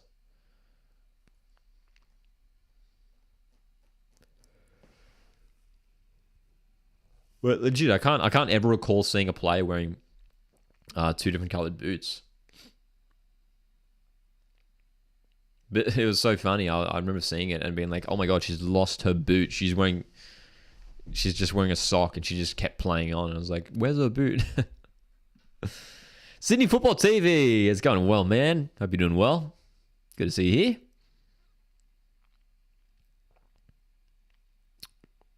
Goat says, "You know what? I'm supporting Mariners." Oh, wide opportunity. Daly. Her shot goes wide. Good chance for England there. Goat, that suggests that you weren't a Mariners fan before. Did you support a different A-League team before? It sounds like you're just going, "No, you know what? I'm supporting Mariners." As if you were just like, "I've made up my mind. I'm supporting Mariners."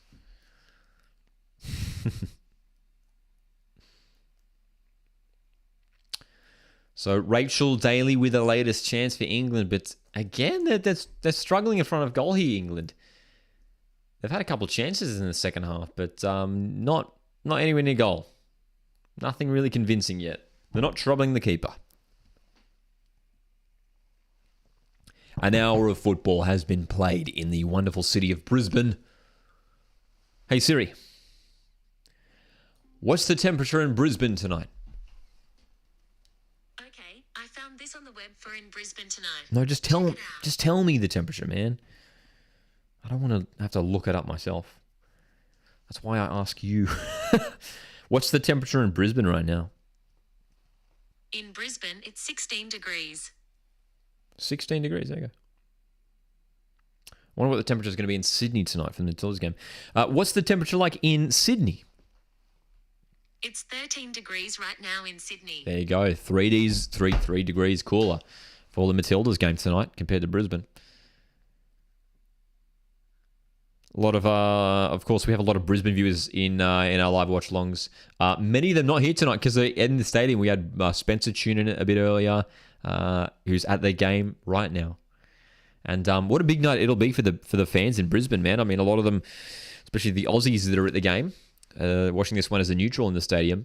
I'm sure we'll be getting to the bars and pubs or just heading home to catch the Australia game coming up next an hour afterwards, as the Mexican wave starts to fly around Brisbane Stadium.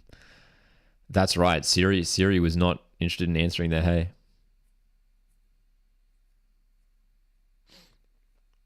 Will Muir. Thanks for that, man. Will says you're so committed. One day you will have heaps of followers and viewers. Will, appreciate it, mate.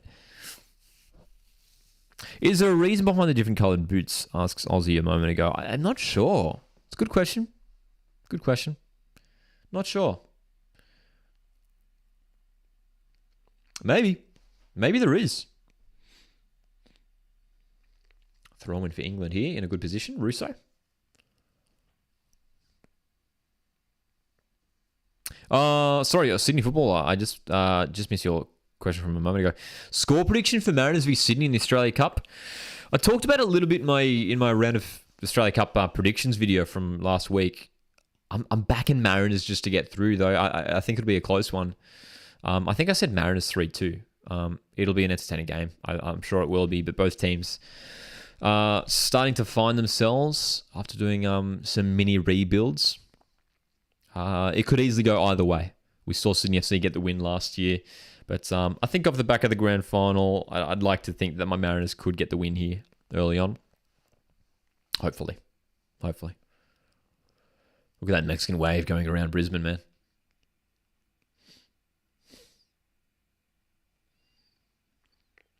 So, we are still evenly balanced in this game. It's not really, no one's really taking a stand in this game as a dominant force. Even last night, you're probably going to say USA were probably the stronger of the two sides. They certainly had more opportunities over Sweden. Shot stats, 7 for England, 11 for Nigeria. Possession is still favouring England. Very interesting indeed. Very interesting.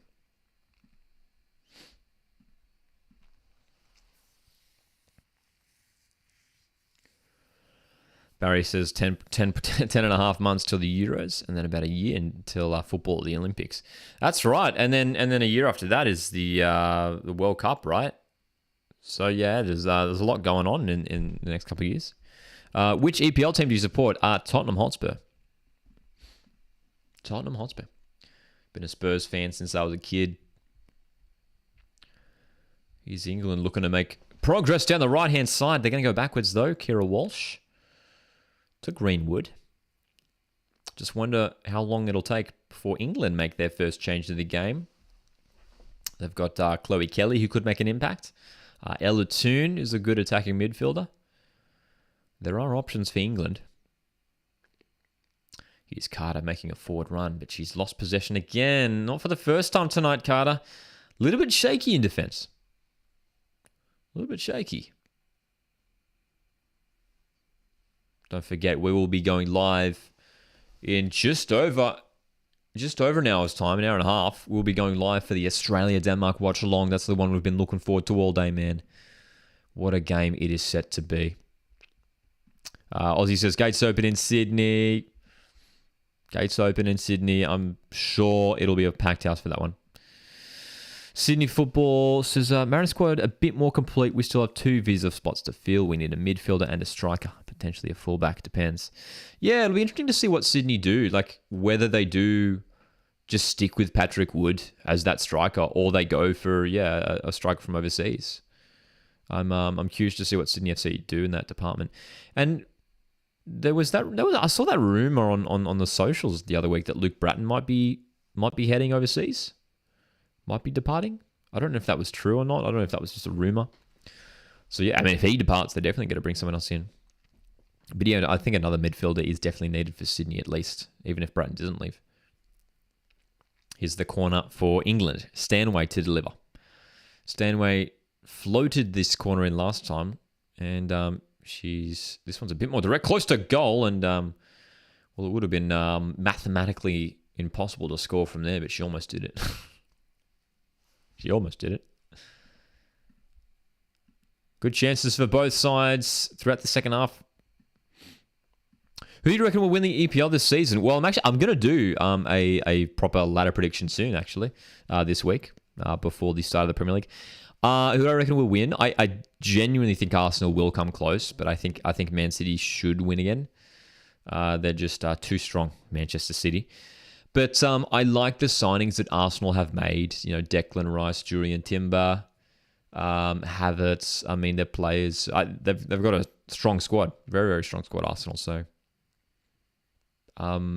if they make a strong start once again and stay consistent, then, hey, we'll see. But, hey, there's no signs that Melbourne City will slip up. Professional soccer's here as well. Good to see you here. Pro soccer.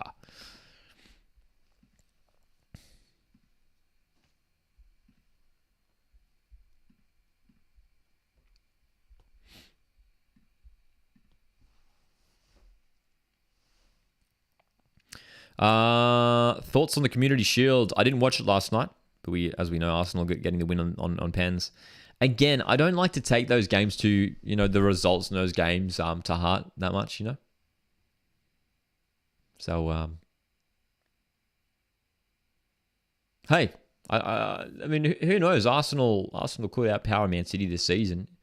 But yeah, for me, if I had to pick one team to come close to challenging Manchester City, when I look at just squads on paper, it's Arsenal that is looking real good. I do think Liverpool will do well this season. I think they could challenge at least for second spot even. I think Liverpool will do well. I got a feeling we will see some surprises though in the Premier League this season. There's probably a dark horse in there who could easily jump to the top 4 as well. So very excited for the Premier League to get underway this weekend, that is for sure.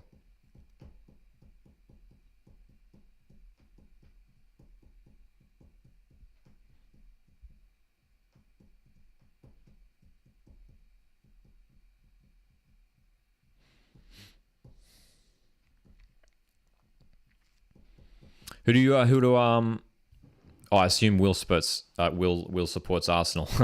I just saw Will said Arsenal the best. Charlie says Dark Horse is Aston Villa. 100%. Yeah, man. I mean, how good are their signings? Hey, Pau Torres, Diaby, the winger, Tielemans. That's a good signing. Aston Villa are looking pretty strong as well, aren't they? Tottenham will most likely lose Kane. It's at this point, I'm just like who knows? You know, I mean, we were in the same situation a couple of years ago when he was, you know, potentially going to leave, and then he ended up staying and doing all right. It's getting late in terms of you know, the season starting. It would have been good if the situation was sorted out earlier. But that's the thing, as a Spurs fan, I just want the Harry Kane situation sorted out sooner than later, hey? Would you start an FPL? We were talking about it the other night, actually, on stream. And would you guys be keen? Let me know if you'd be keen if we wanted to start an FPL league. Would you guys be keen to join an FPL league? Let me know. Let me know. Let me know. Sydney Football TV a moment ago asked, do you think the Mariners crowds will be a bit bigger next season, considering the Mariners just won the championship? Yes. Yeah, we saw a similar thing last time Mariners won the championship back in 2013, which is where that signed jersey's from. I think we will. It won't be anything crazy, but yeah, I think we will. Here's Nigeria in the box. Can they get a shot away here? Still going here, Nigeria. Can they win the ball back? England do get it clear once again. So 70 minutes of football have been played now. England still chasing the first goal, as are Nigeria. Who's going to find it? Here's Oshawala. Good run by Oshawala. And it's a corner here. Corner for England. And we were talking about penalties earlier. We could be set for penalties. There's not long to go in this game. Will says it's so good that there's an A-League YouTuber like you. We need more, right? We need more. And that's why I started it up, because I was like, no one else is doing it. I might give it a go. So, hey, the A-League is a very young league. It's an exciting league, and we need more content around it. So, yeah, I'm always of the opinion, you know, if anyone's ever thinking of getting into content, especially if you want to make like A-League content, I'm like 100%. We need more.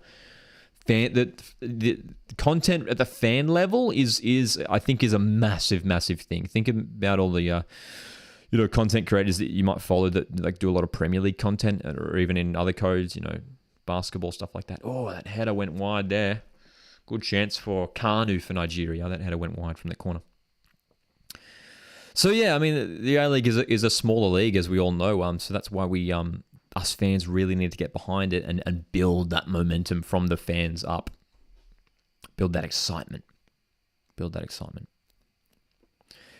are keen for an FPL league. Yeah, we might have to look into that. Keep an eye on the socials. I'll let you know if we get that up and running. Professional Soccer says A-League produce a lot of youngsters. We certainly do. There's been a lot of good young players coming out of the A-League, especially in recent years. I mean, you look at just this off-season. Let's go through them. Jordy Boss, Marco Tilio, Sammy Silvera, all these guys going overseas. You know, Aidan O'Neill, even though he's a little bit older now. Same thing with Tom Glover. Yeah, there's a bunch. Some concern here for England. Mary Earps is down on the floor. Mary Earps is down. We hope she's okay.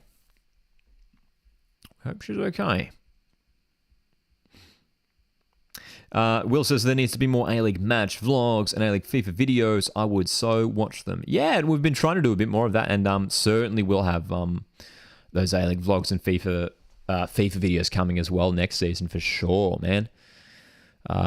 We did a bunch of vlogs towards the end of last season. Actually, last season was fun. During the A-League final series, I did a vlog every single week. So there's like a Sydney Derby vlog. We went to Sydney FC, Melbourne City. We went Mariners, Adelaide, of course, which was crazy. And then that was the grand final vlog. So you can check those out if you haven't. All those were so much fun to film, eh? So much fun to film. West watch football. Is that for... I mean, the only tricky thing with West there, Charlie, is that like it could mean anything, especially when it comes to Australia. You know, that could literally mean three different things, right? It could be like Western Sydney, it could be Western United, like West Melbourne, or it could be Western Australia, you know?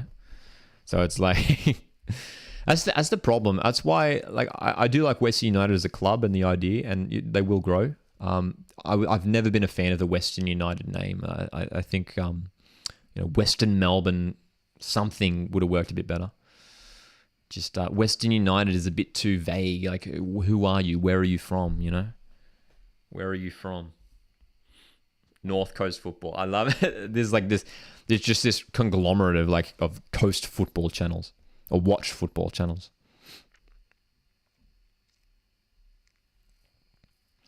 So we are back underway here. Mary Earps is fit to continue.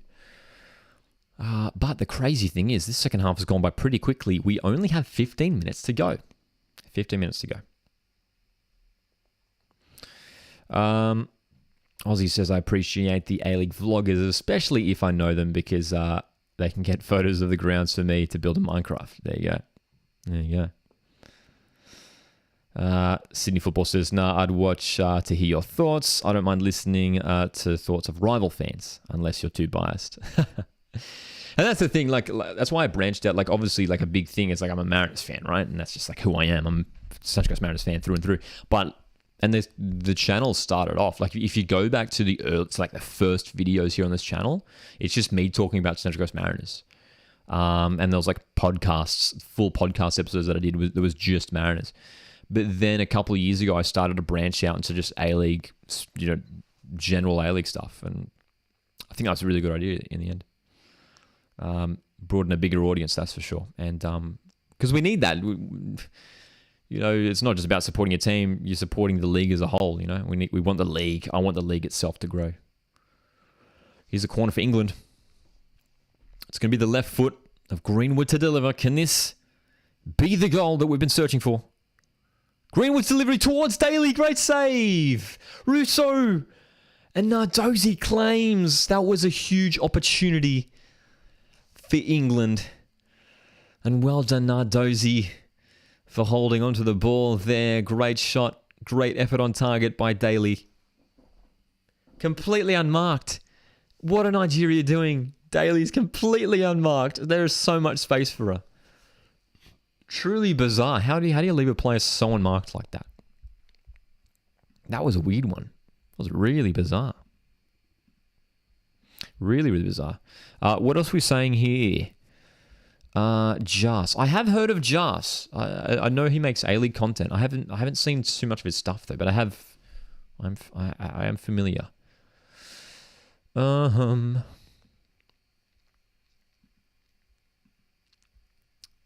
Tarnate United. Coast Watch Spurs.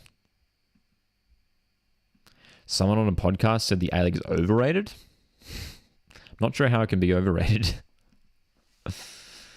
It's, yeah. Will, absolutely. Will says, hopefully the Women's World Cup promotes and inspires larger A-League crowds for that's right, A-League Women's, A-League Men's, for sure, man. We hope so, hey. Free kick opportunity for England. Well delivered towards Russo, and it'll be an easy save for Nardozi. So England coming closer in the last few minutes here. Couple set-piece opportunities. Not too far away from this goal. Aussie Stadium Builder in the chat says, I'm hopeful that Raw can get a crowd of 20k again for the first time in a few years. Hey, I'm hopeful too, man. There's a big population of football fans in Brisbane, in Queensland. And if they get the marketing right, if they get the promotion right, if they bring in some class players, and if they start, most importantly, if they start winning games, Brisbane Raw, then there's a serious possibility of that Brisbane Raw crowd growing.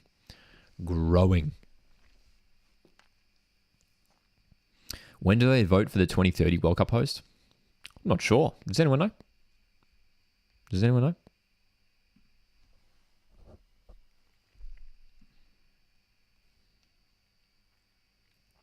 Ooh, giveaway in midfield, Nigeria. Good ball for Kanu. Payne is central. Oshawala's there as well. Delivery to the back post. Ajibade. Oshawala shoots. And that shot went high. But that was a worrying giveaway in the middle of the park there by England.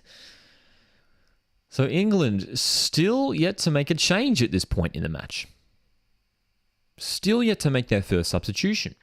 And we are coming into the final 10 minutes of the game here. We shouldn't be too far away as well. Hey guys, keep it on the socials. We shouldn't be far away from the lineup announcements in the Australia-Denmark game. We have to keep an eye out for that. Those lineup announcements. Melbourne City or Melbourne Victory. Hey, both two fantastic clubs. I'd probably go Melbourne Victory just because it's great having so many fans and members at an A-League club. So that's why. I don't necessarily prefer one or the other. Western Sydney or Sydney. I would go Western Sydney just because as a Mariners fan, we have a bit more of a rivalry with Sydney FC. You know, Mariners and Sydney. That was the first of A-League Grand Final. So yeah. 2024. 2024 is when we'll get the announcement for the 2030 World Cup hosts. There you go.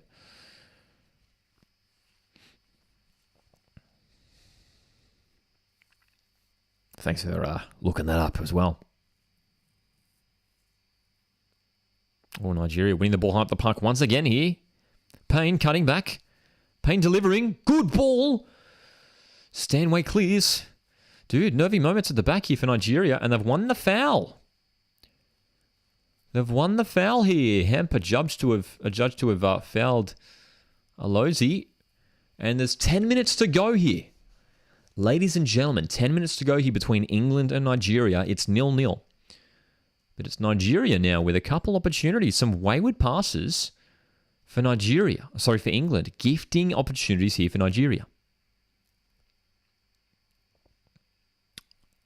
This goal's coming.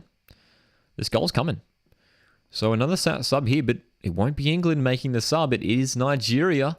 England still choosing not to make the substitutions.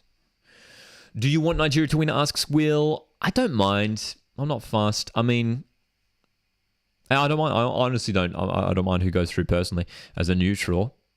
It'd be exciting for Nigeria to go through, man. It'd be exciting. I don't think anyone predicted Nigeria to get through to the quarterfinals.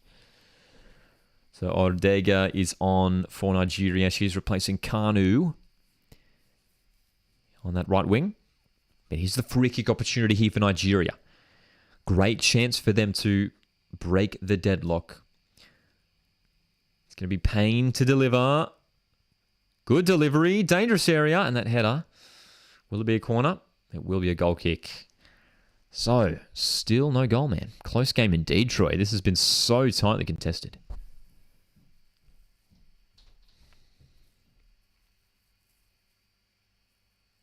Who's going to be the one to step up? Who's going to be the hero?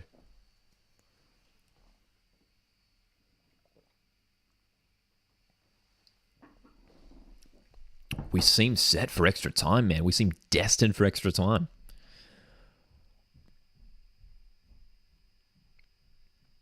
Mary Earps. Setting up a long-range goal kick here by the looks of things.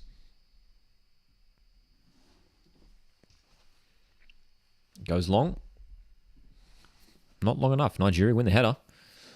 Oh, Ajibade was sneaking in there. Very close. Lauren James. Demahin. Bouncing around midfield. Here's Ordega, the substitute for Nigeria, out wide. Ajibade. Long cross. Dude, Nigeria are coming here, man. Need some more support out wide here. Ajibade's delivery. Daly clears. England holding on. We do seem destined for penalties. Sorry, extra time at least. We do seem destined for extra time. How to watch this game? For those in Australia, you can absolutely watch on Optus Sport. Is this game on 7 Plus as well? It might be on 7 Plus. I know some of the games are being shown on 7 Plus. Actually, I doubt it. This one probably isn't because they're probably showing the Australia game on 7. Well, they definitely would be showing the Australia game on 7. So Optus Sport for those in Australia.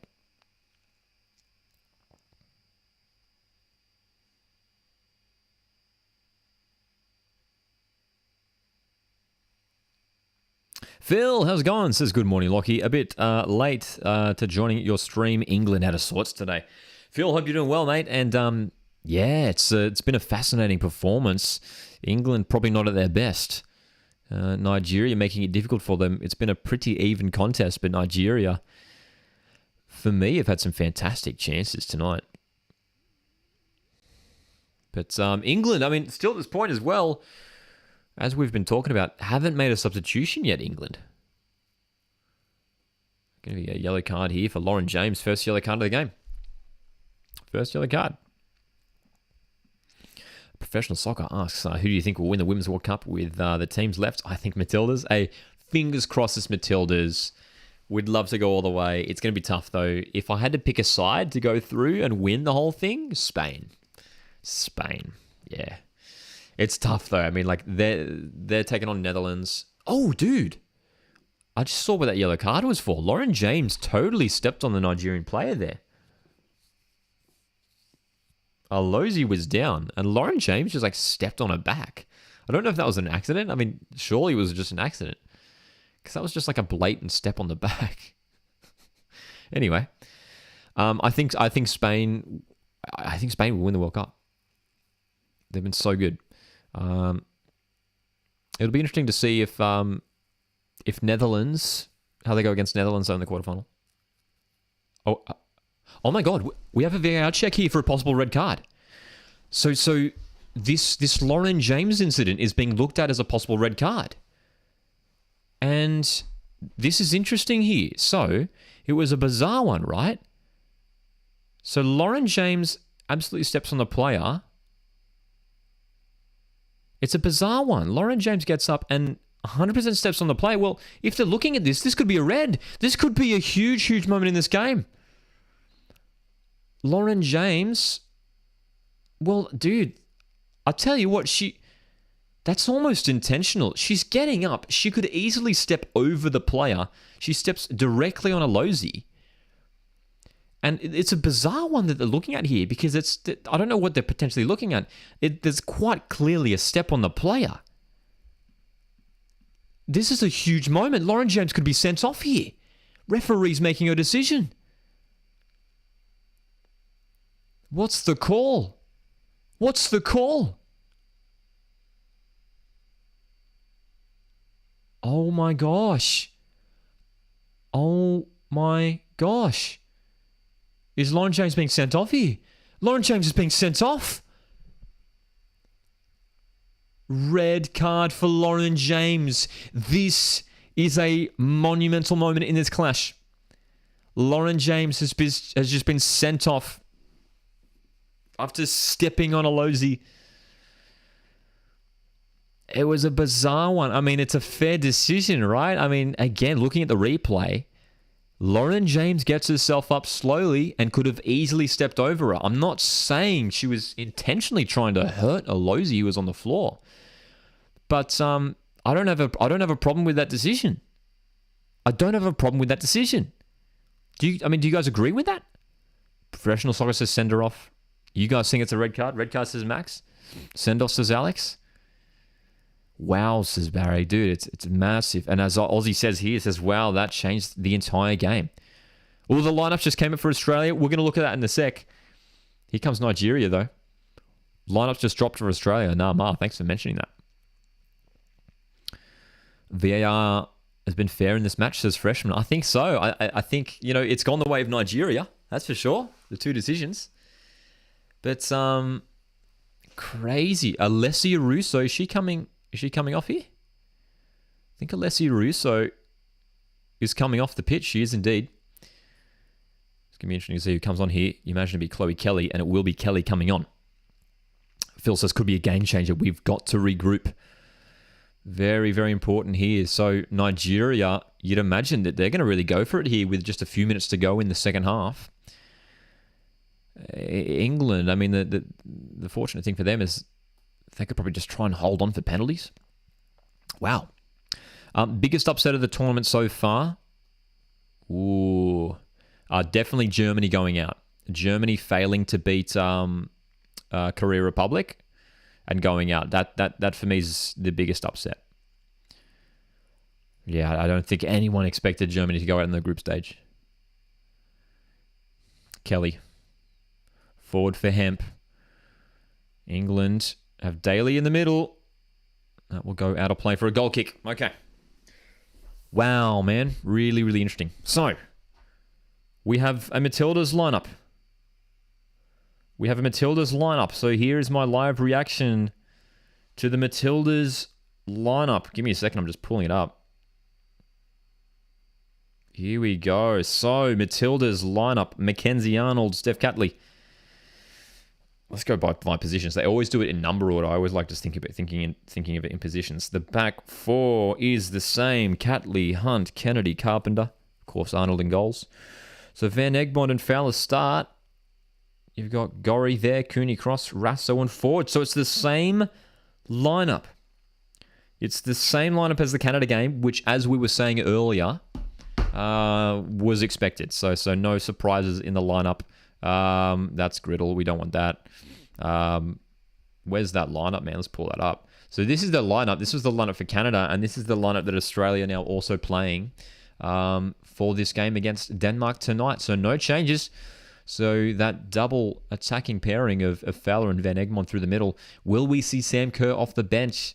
I think we'll only see her off the bench if we're chasing the game, man. I think that's the way it's going to pan out. I think we will only see Sam Kerr if we really need to chase this game. But that's the lineup we're seeing tonight for Australia. Ford out on the left, Rasmussen to the right, Van Egmond and Fowler through the middle. Good lineup, man. I'm happy with that. That's right. Still no Sam Kerr. No Kerr to start. Yep, absolutely. Reggae Girls knocking out Brazil was a big one as well. That was huge. But for me, Germany getting knocked out was just like unthinkable. And it's happened. That's right. Blessing James says the 90 minutes are looking nil. Nil. We've got 6 minutes of injury time, by the way. 6 minutes of injury time. 6 minutes of injury time.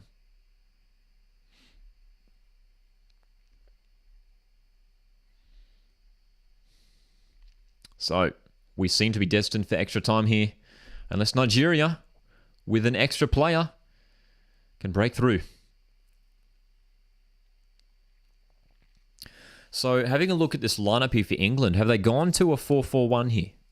Have they gone to a 4-4-1? I reckon they have. They were playing with 3 central defenders, but I suspect that England have gone to a 4-4-1 here, and it does look like it. You can see Rachel Daly playing as that left midfielder, and it's Chloe Kelly who's playing central as that lone striker.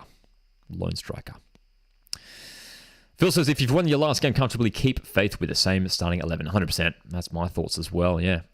Extra time here he comes, says Barry. Freshman's dropping in his Matilda's prediction, says 2-0 Matildas. 2-0 Matildas. Yeah, we're back in an Australian win, man. But we'll have to be we will have to be at our best to get past Denmark. They're a good team. Good form this year, Denmark. They've got a really solid defense. Very strong a defense. They've kept, I think I've played 9 games this year, and there's 5 out of 9 of those games have been clean sheets for Denmark.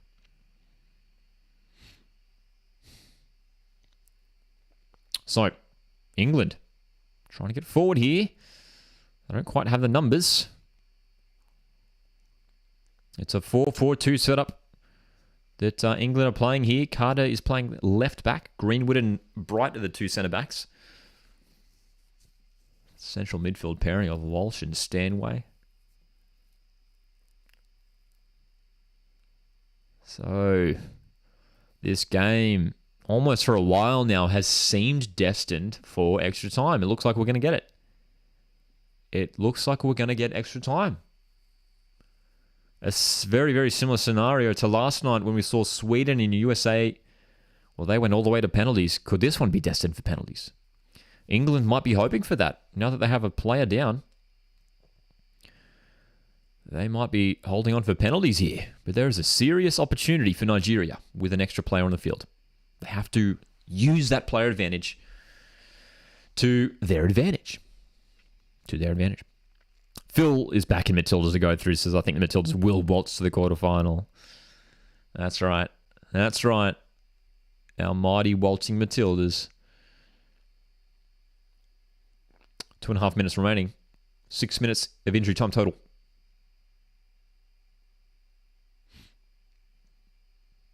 Nigeria unable to get an attack going here. They're doing mostly defending at the end of this half.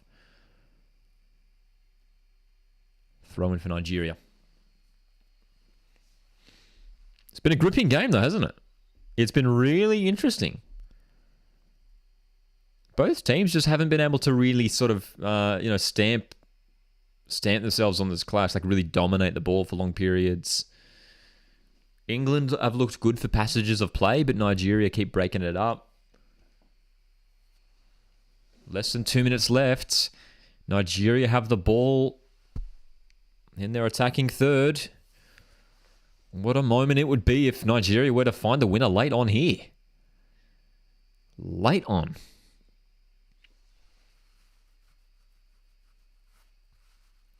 Barry says, having a group of football fans to talk about the World Cup on a YouTube stream while watching the World Cup is way better than just watching the game by yourself.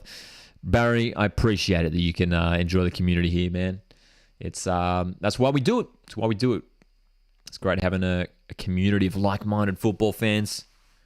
90% extra time. 92%, sorry, extra time. England get a throw and they'll send it long.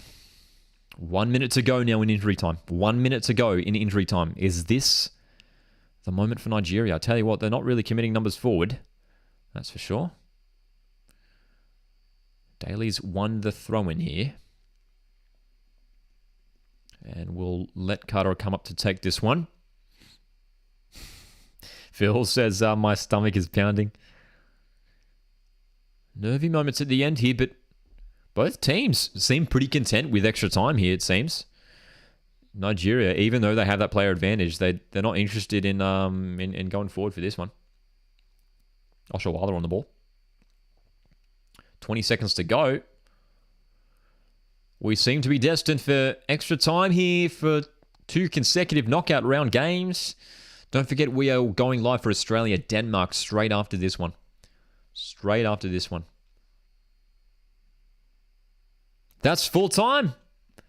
Full time. And once again, it is 0-0. No goals between these two sides. We are going to extra time. Do not go anywhere. We are set for a thrilling extra time period. And the context around this is quite fascinating because now Nigeria have that extra player. What do England do here? What changes do they make? They went to that 4-4-1 formation. And Nigeria, with that 4-2-3-1 formation, can they make the breakthrough in extra time? Can they make the breakthrough, or will we see another thrilling penalty shootout? We're going to find out very, very shortly. We are going to find out very, very soon, man. Just over an hour now until Australia-Denmark kicks off. The lineups have come out for that one. Let's put that graphic up once again. This was the lineup that we're seeing. Of course, this was the one that we have for Australia-Canada, but of course, it's completely unchanged. So this is the Australian lineup here for the match against Denmark tonight. You can see here Mary Fowler. She's starting up top alongside Emily Van Egmond. Good lineup, right? Good lineup. That's right, Phil, who says, let's see if Nigeria becomes more adventurous. More adventurous. Will says Nigeria to win. Max says, come on, Nigeria, calls an upset. Just imagine the scenes too. If England get knocked out as well, and just thinking of all of the major teams who have been knocked out so early on in this tournament. And if England get knocked out, I mean, this side of the bracket, like the England, Australia, France side, it's wide open, man. It's wide open. You've got a lot of lower ranked teams. But you know what we sort of learned from this tournament? It shows that the lower ranked nations are starting to catch up. They are now starting to catch up on those top ranked nations.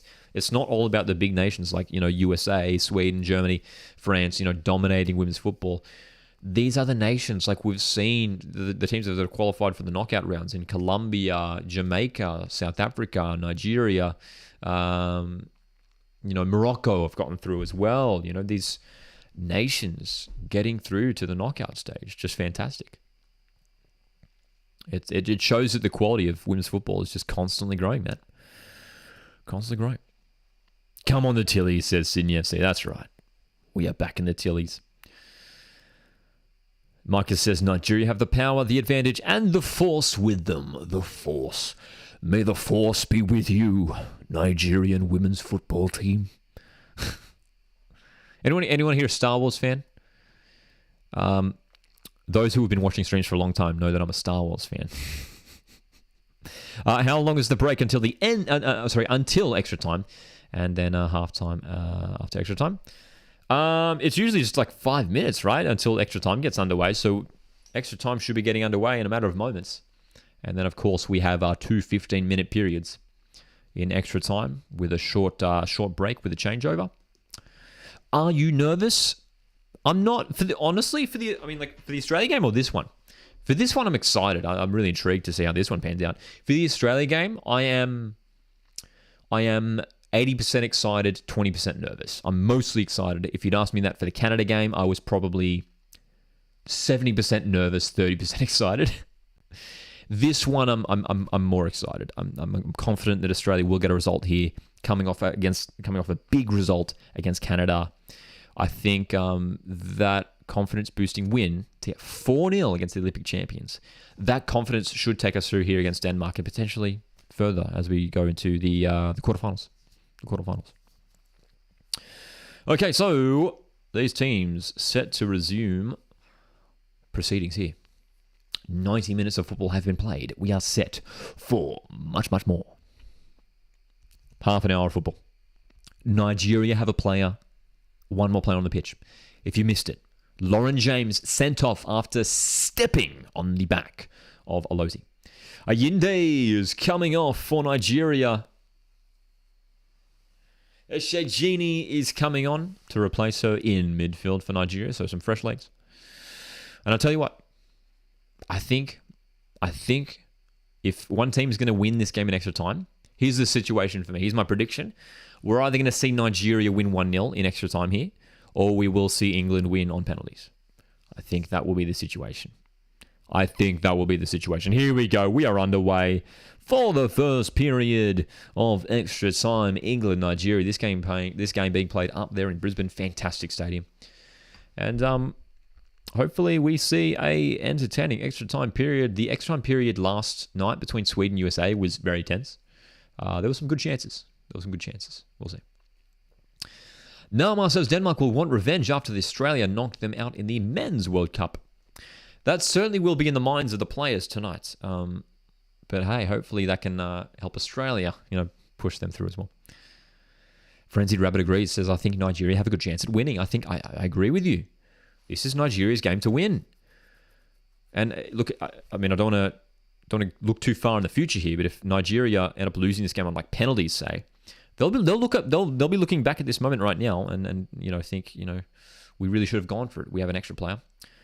So interesting for Nigeria here. Alozie, who is their right back, is now playing left midfield.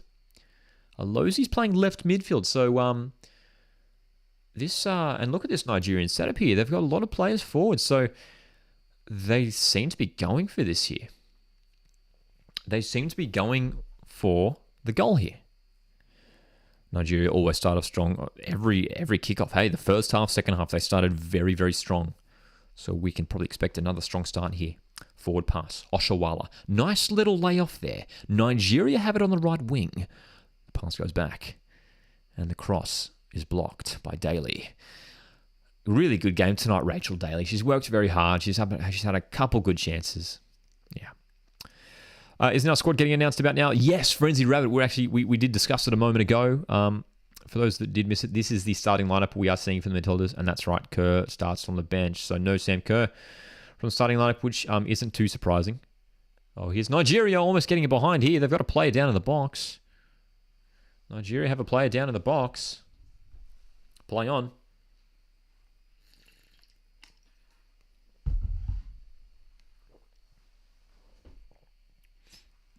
Play on. So, it's Alozie who's down injured. And struggling to get back to her feet here. So there'll be a little stoppage here. Back-to-back pens. I think we could see it, Alex. I think we could see it.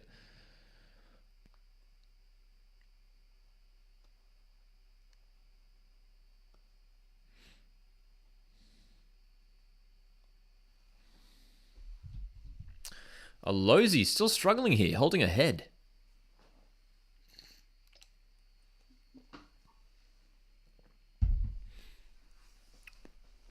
Drop ball. Play on. England in possession. 4-4-1. They've got Kelly playing to the middle, England. Hemp on the right. Daly on the left. 3 players capable of scoring goals. Heavy challenge by Lucy Bronze. And well done winning the ball back, but that's going to be, will be a Nigerian throw. Lucy Bronze, a very physical player. She's been very physical all night. But look at this setup. Dude, I wonder if this is a change of formation here. Nigeria don't appear to be playing with a right back. Alozi is playing left wing. They've shuffled things around here. Ball whipped in by Odega towards Oshawala. Header just evades her. And England just managed to get that clear, but it's going to come back at them with the from Nigeria, from the throne. Frenzied Rabbit says, I'm happy with that squad. They can get it done. Yeah, I'm happy with that Australia starting lineup. For sure. For sure.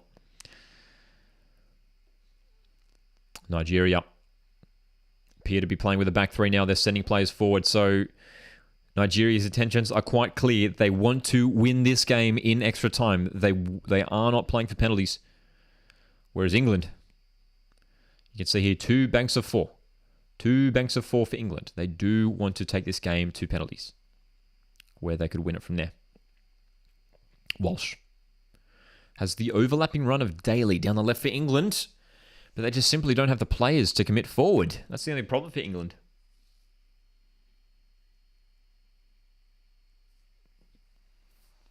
Throw in for England here. So it's really you could call it a 3-5-2 if you like for Nigeria, or maybe like a 3-4-3. That's the fresh formation that they are playing now, more of a 3-4-3. Joel, how's it going? Says just turned up, and what the heck? Why isn't England winning? Because Nigeria are class. Nigeria, we know that they're a strong side, very strong group stage performance, and you're probably going to say Nigeria have been the better side tonight. England have struggled. England have struggled. Here's Carter. Wins a throw-in again here. So we are 5.5 minutes into extra time here.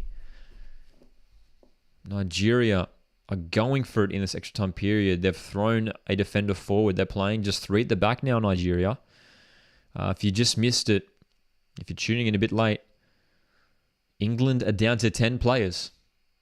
Lauren James was sent off for stepping on the back of Nigerian defender Alozi.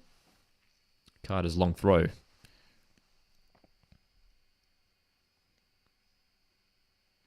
Nigeria get that one clear.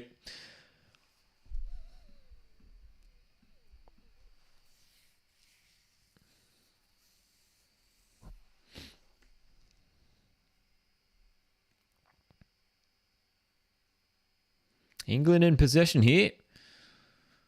What a moment it would be if they could get the winning goal here in extra time. England 1-0 win against Haiti. 1-0 win against Denmark in the second game. And against China, they were very impressive. England 6-1, and we thought coming off the back of that result, the goals would start flooding in for England. But Nigeria have shown their strength here once again tonight. They're a team to be reckoned with, and you got to say the probability is with them going through at this stage, but they really have to find a goal here, Nigeria. They have the player advantage. They have to capitalize. They have to start creating more opportunities. They've really struggled to break England down.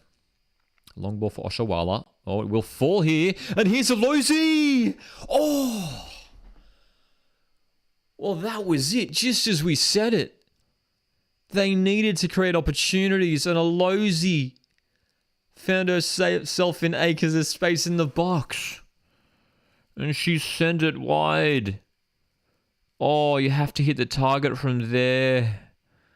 You simply have to hit the target from there, man. Oh, that's maybe the opportunity of the game. Oh. What a chance for Alozie. The right back turned left winger for Nigeria. Could Nigeria look back at that moment as the chance that they had to win this game?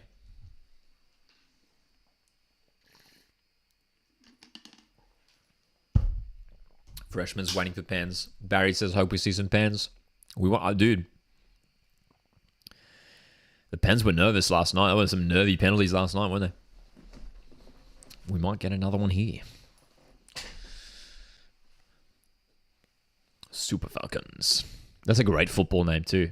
The nickname for the Nigerian women's football team here, the Super Falcons. I love it. They're not just any Falcons. They are Super Falcons.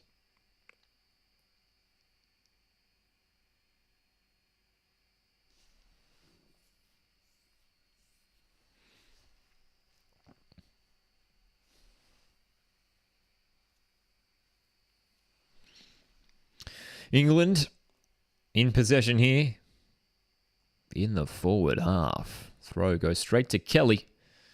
She can't maintain possession. Nigeria, can they get this quick attack going here? Sent wide. There's a good chance for Odega. Oh, heavy challenge by Carter. I would love to see the replay of that. That looks like a heavy challenge.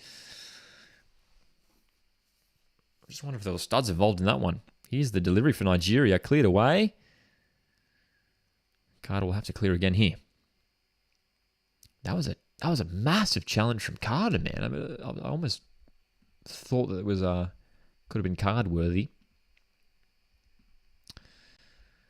Boy, oh boy.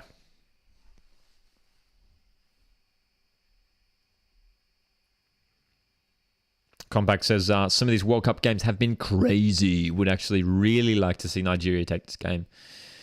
It would be epic. It would be absolutely epic. There's that challenge from Carter. Strong challenge on Odega. That's I think she's lucky she's escaped a yellow card there, Carter. That was a heavy challenge.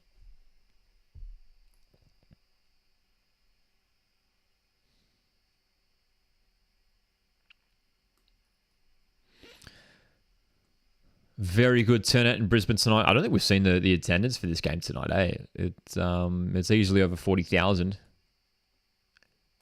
Doesn't appear to be sold out, but it's a very strong turnout. 100 minutes of football have been played, though, and still no goals. Pretty remarkable that in the last two Women's World Cup games, we've played, 220 minutes, and we haven't had a goal in the last two Women's World Cup games. 220 minutes without a goal from open play. A non-penalty goal, I should say.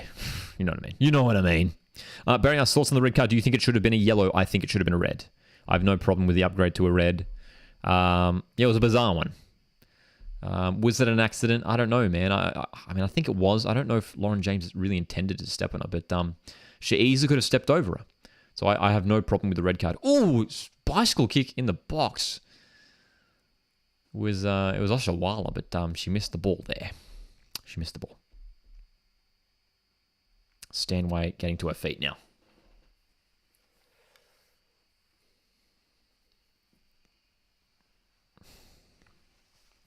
Samson, how's it going, Samson? Heavy collision in the box there, following that with that bicycle kick. So only a few minutes remaining here in the first period of extra time. We'll probably have an extra minute added on as well at the break. It's 0-0 between England and Nigeria. Two teams. And a fiercely contested match here. This has been a great match. Again, these last two games that have ended 0-0 have just, despite being 0-0, they've been two of the most entertaining 0-0 games you'll see. It might not end 0-0. Here comes Nigeria. That cross, well, it's hit the woodwork for a third time tonight for Nigeria. And it will be a goal kick. It will be a goal kick.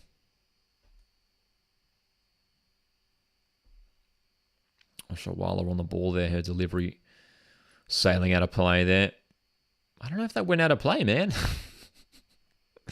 How can that actually, how could that can't have gone out of play? It hit the cross, like mathematically? Like it hit the crossbar and then like bounced away. How can that mathematically go out of play? Like, unless it like curved back, but she took the cross from like 5 meters inside the field of play. Anyway, mathematically, I don't think that ball could have gone out of play there. But anyway, it's a goal kick.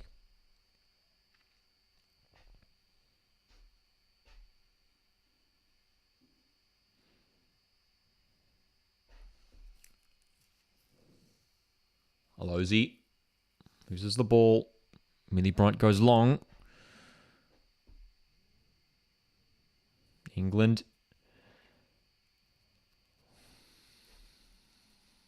Could they get one more opportunity in this extra time? Could they get one chance, England, man?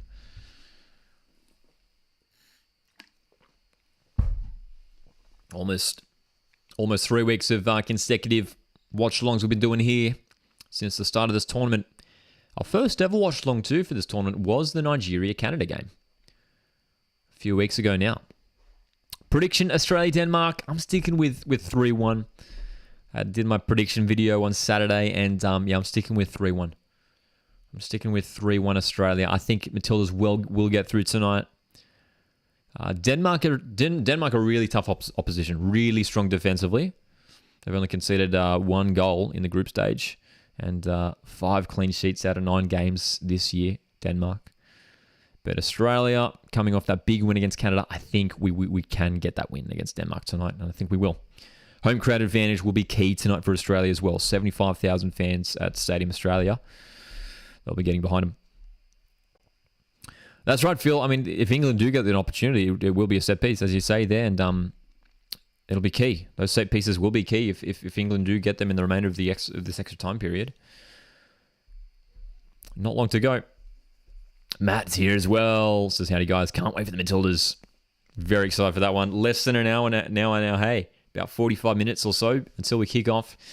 And of course, we will be doing a live watch along for that one. We'll be doing a separate stream for that one. We've got a separate stream set up, ready to go. So make sure you jump over to that one when we get underway for Australia v Denmark. Joel says, we need to be better than the group stage, though, to get very far. You're not wrong, Joel. You're absolutely right. It wasn't the most convincing group stage performance by Australia. A 4-0 win against Canada was a great finish, but overall, we do need to step up, don't we? 1 minute of added time here at the end of extra time, so we seem set to go into the final 15 with the goals, with the goal score still locked at 0-0. It's been Nigeria who have had the player advantage, but haven't created too many opportunities in extra time up to this point so far. England, quite clear that they're just simply playing for penalties. They want this penalty shootout. Nigeria want the goal before that, and that is halftime in the break. Halftime in the extra time. 105 minutes of football have been played. 0-0. 0-0. Matt says, I like your 3-1. I'm going 3-2. Could be a bit of a goal fest tonight, actually. We'll see. I mean, we could be set for a big night too. We've been doing this live watch long. We're over 2 hours now, and 0-0 between Nigeria and England. We could be set for penalties here. Imagine if we get extra time in the next game too. It'll be 6 hours of live watch-alongs. All in one night. All in one night.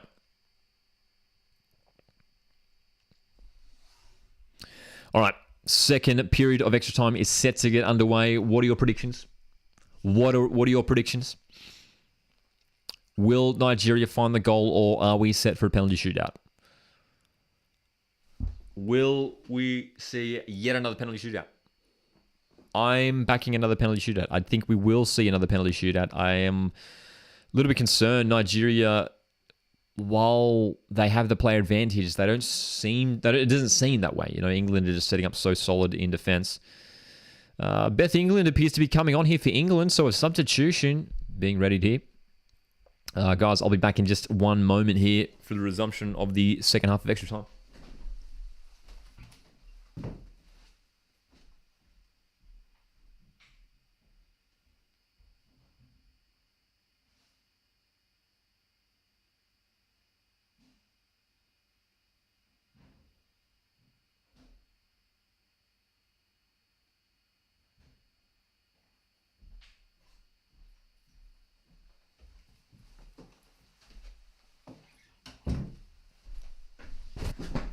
So, substitution for England. They haven't made too many subs tonight, have they? That's like their second sub of the game, right? So, England's come onto the pitch, and we are underway in the second period of extra time. Will one of these teams finally make the breakthrough? Finally. Or are we indeed destined for a penalty shootout? We're about to find out. England 0, Nigeria 0. Joel says, when Nigeria score in the 116th minute, remember this comment? We'll see. We'll see, man. It could happen. Totally could happen. Joel reckons Nigeria will score. Matt says England are going to win on pens, no doubt.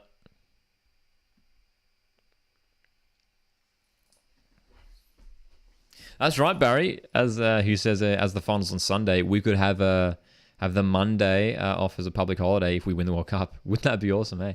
You're right, though. It works out, doesn't it? It absolutely works out. So, 15 minutes of football remaining now. Nigeria looking to start brightly in this second period of extra time. And is that going to be a corner? No, goal kick. Well done to England, who are staying very, very disciplined at the back here. Very, very disciplined.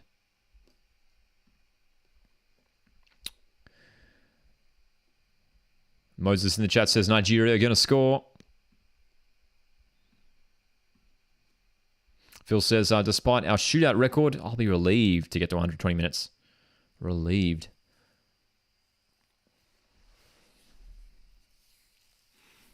Who came off for England? That's what I want to know. Who came off for Beth England there? Let's have a look. Let's have a look. It wasn't him. It might have been... No, it wasn't Daly either. Who came off? It might have been Hemp, actually. Let's have a look here. It was Hemp. Lauren Hemp came off for Bethany England there, so... One more change here. Max is back in Nigeria on pens. We saw one of the most dramatic penalty shootouts in the history of football last night. Could we be set for another one? In just 15 minutes. We were all gripping the tables, gripping the chairs, watching that penalty shootout last night. Let's see, unless Nigeria can find a winner here. Nice play down the right-hand side. Nigeria need a good delivery. It's not bad. It's towards the far post. Watchalong going for that bicycle again. Odega with the ball, trying to shoot. Hits her own player. The attack isn't that convincing at the moment for Nigeria. They need a bit more cohesion moving forward. They just seem to be hitting and hoping. Another ball into a Losey, but it misses everyone.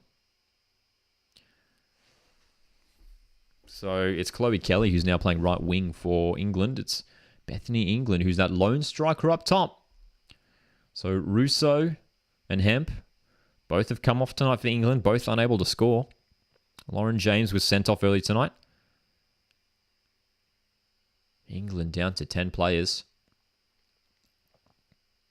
And they are holding on here.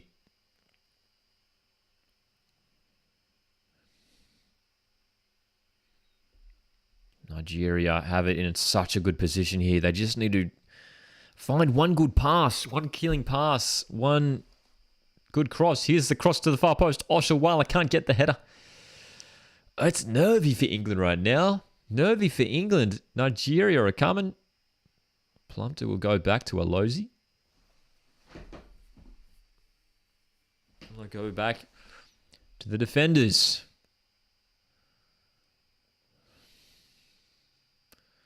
What a contest this has been, man.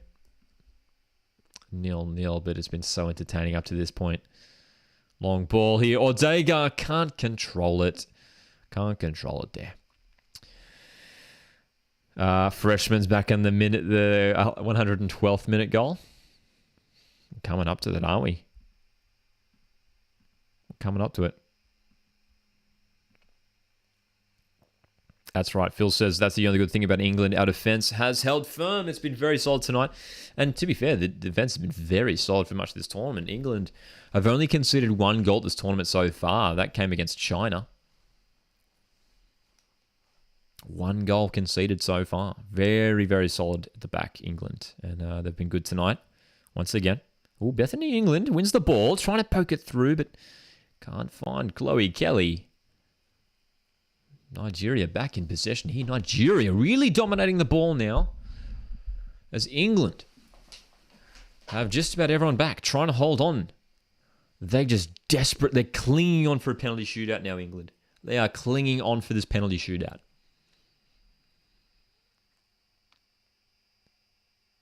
Oh, dude, England knocking around the back. Nigeria have players forward. Remember, Nigeria, they've got an extra player here, and they're only playing 3 at the back. They're committing numbers forward.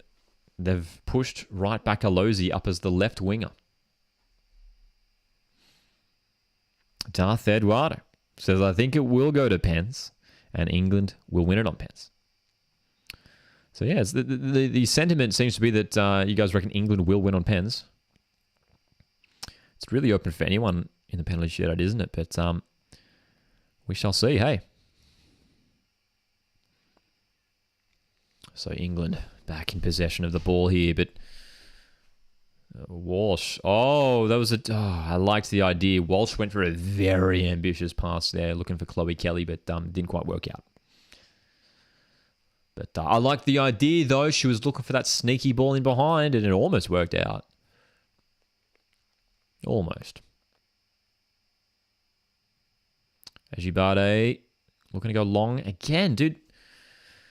During, especially the first half and everything, Nigeria were looking really good in attack. We're putting out some really nice moves. They've been very, these moves aren't quite working out at the moment for Nigeria. They keep breaking down, and some of the execution has been pretty poor in this extra time period for Nigeria, which is letting them down. And again, I just worry for Nigeria. They might be looking back at this time right now, where they have an extra player in open play. If they go on to lose this game in a penalty shootout, they'll be disappointed with themselves because they have the extra player. And if England go through, it's going to be off the back of this really spirited performance here where they're having to do the defending. Bethany England on the ball, looking to drive forward here. She's going to lose it. She's going to lose it. Barry also agrees, reckons England are going to win if it goes to pens.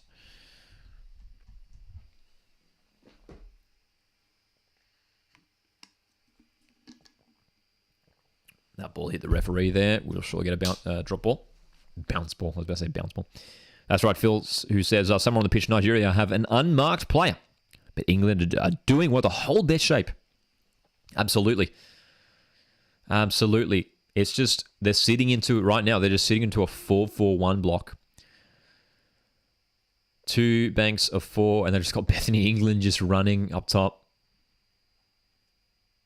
And they're covering the field, covering their defensive third really well. Here's a long ball, and again, that's going to trickle out for a goal kick. 33 minutes till the next game. You are absolutely right, man. Not long to go.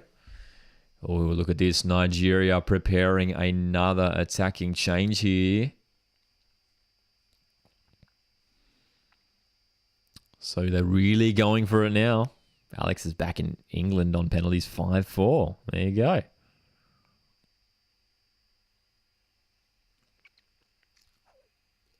How would you feel about pens after drinking last night, says Frenzy Rabbit? I know, right? It was stressful last night. It was insane. I would love to see a winner. I would love to see a winner here in regular time, in extra time. Desiree Oparanozi is on the pitch here to replace Tony Payne.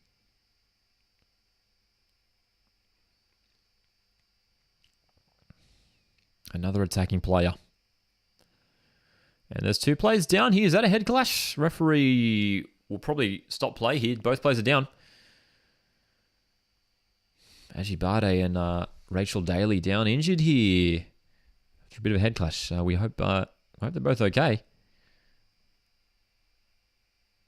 Well, both players don't look well here. Both are staying on the ground. Was it? Oh, no. It wasn't even a head clash. Well, that was a bizarre one. So, let's have a look at the replay here. What? There's no head clash in there. So Ajibade has seemed to have elbowed Daly in the head there. But Ajibade is down with a head injury here. But didn't appear to make contact with the head unless I missed something there. Anyway, we hope they're okay regardless. Rachel Daly's back to her feet.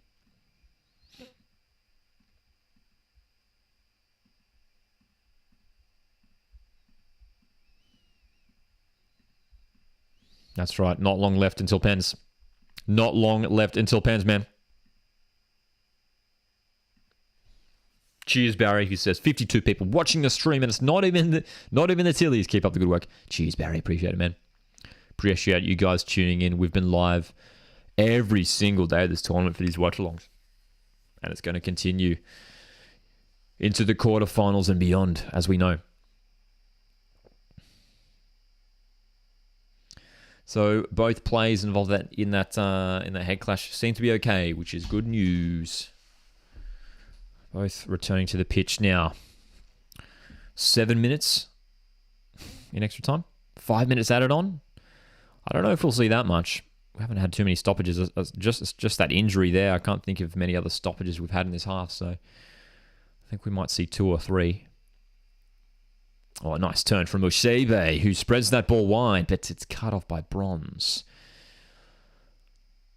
Nice little turn there by Odega. Forward for Olozi. Plumpter. Again, some of these wayward passes. Odega's won it back, though. Bronze. Pressured, and Nigeria throw. Here we go. This is the chance, man. This is the chance. Nigeria have a throw-in in a really good position. This is the goal. This is the moment. I'm calling it now. Here we go. Ball comes in a dangerous area. Oshawala brings it down, and it's straight at goal. Saved by Mary Earps. Was that the moment? Well done by Oshawala. I'll tell you what, she did well to not only bring that down, but pivot and get the shot. The pivot and the shot. Well done. Really well done there. But, hey, there's been barely a sniff on goal this whole extra time period. Oshawala gets it, and it's saved. That's right, Charlie. Could well be pens. For the second night in a row, we had a thrilling penalty shootout last night between Sweden and USA. We are set for another one here, unless one of these teams can find a miracle goal. We've got another collision here. Stanway, slow to get to her feet. But she seems okay. Such a competitive game, man. These round of 16 matches have been thoroughly entertaining. And to think that it's just going to keep getting more and more intense from here, man, with the quarterfinals, semifinals, it's going to be epic. Chris says, just tuned in to see James sent off. I'm guessing it was a pathetic VAR decision. It was a VAR decision, but I did agree with the call. The original call was yellow card. But for those that missed it, Lauren James stepping on the Nigerian defender, Olozi, on the back. Here's the long free kick for England. Oh my gosh! Well, that was almost all the way in. Bethany England got the flick on. And Millie Bright was so close. Oh my gosh, that was the moment there for England, I think. Long range free kick. Almost worked out. It would have been offside anyway. Millie Bright was ahead of those players. No worries, Julian. Hope you're doing well, mate. Indeed, we are well into extra time now, and penalties are looking more and more likely by the second. It's been a thrilling match up to this point, so tightly contested. England are preparing one more change here. Kira Walsh, the player who had a massive injury scare in the Denmark game, is coming off here. Hopefully she's all good. And she'll be replaced for the final moments. Penalties. Penalties. A lot of you guys in the chat seem to be backing England on penalties. Zellam's on here to replace Kira Walsh for the final moments. How much injury time will we see? We've had a couple short injury stoppages, so we could see 3-4 minutes maybe. And then a penalty shootout is on the cards. Zellam, England. Kelly on the right. Can't get past Plumpter. So, Charlie Tyson says football's not coming home. Good game, says Douglas. It's been a great game so far, hey. These last two games, this one and the last night Sweden-USA, for 2-0-0s. Two incredibly entertaining games. So tight.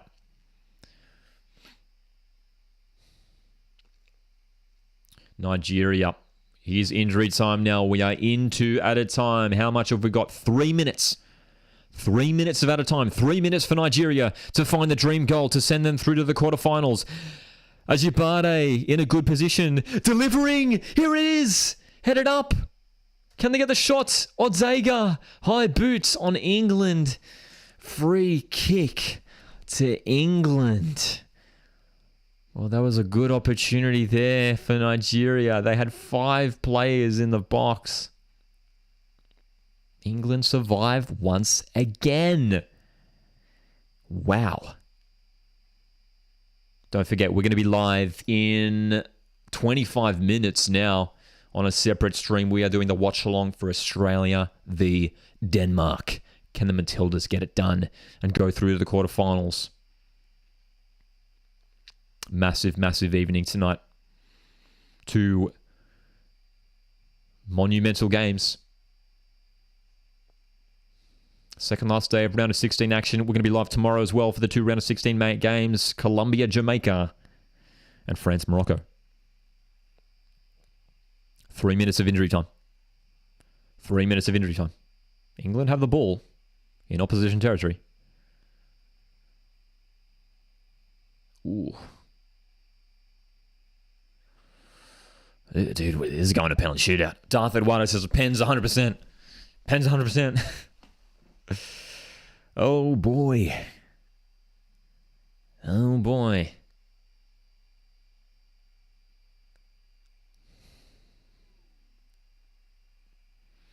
Long ball here for Nigeria.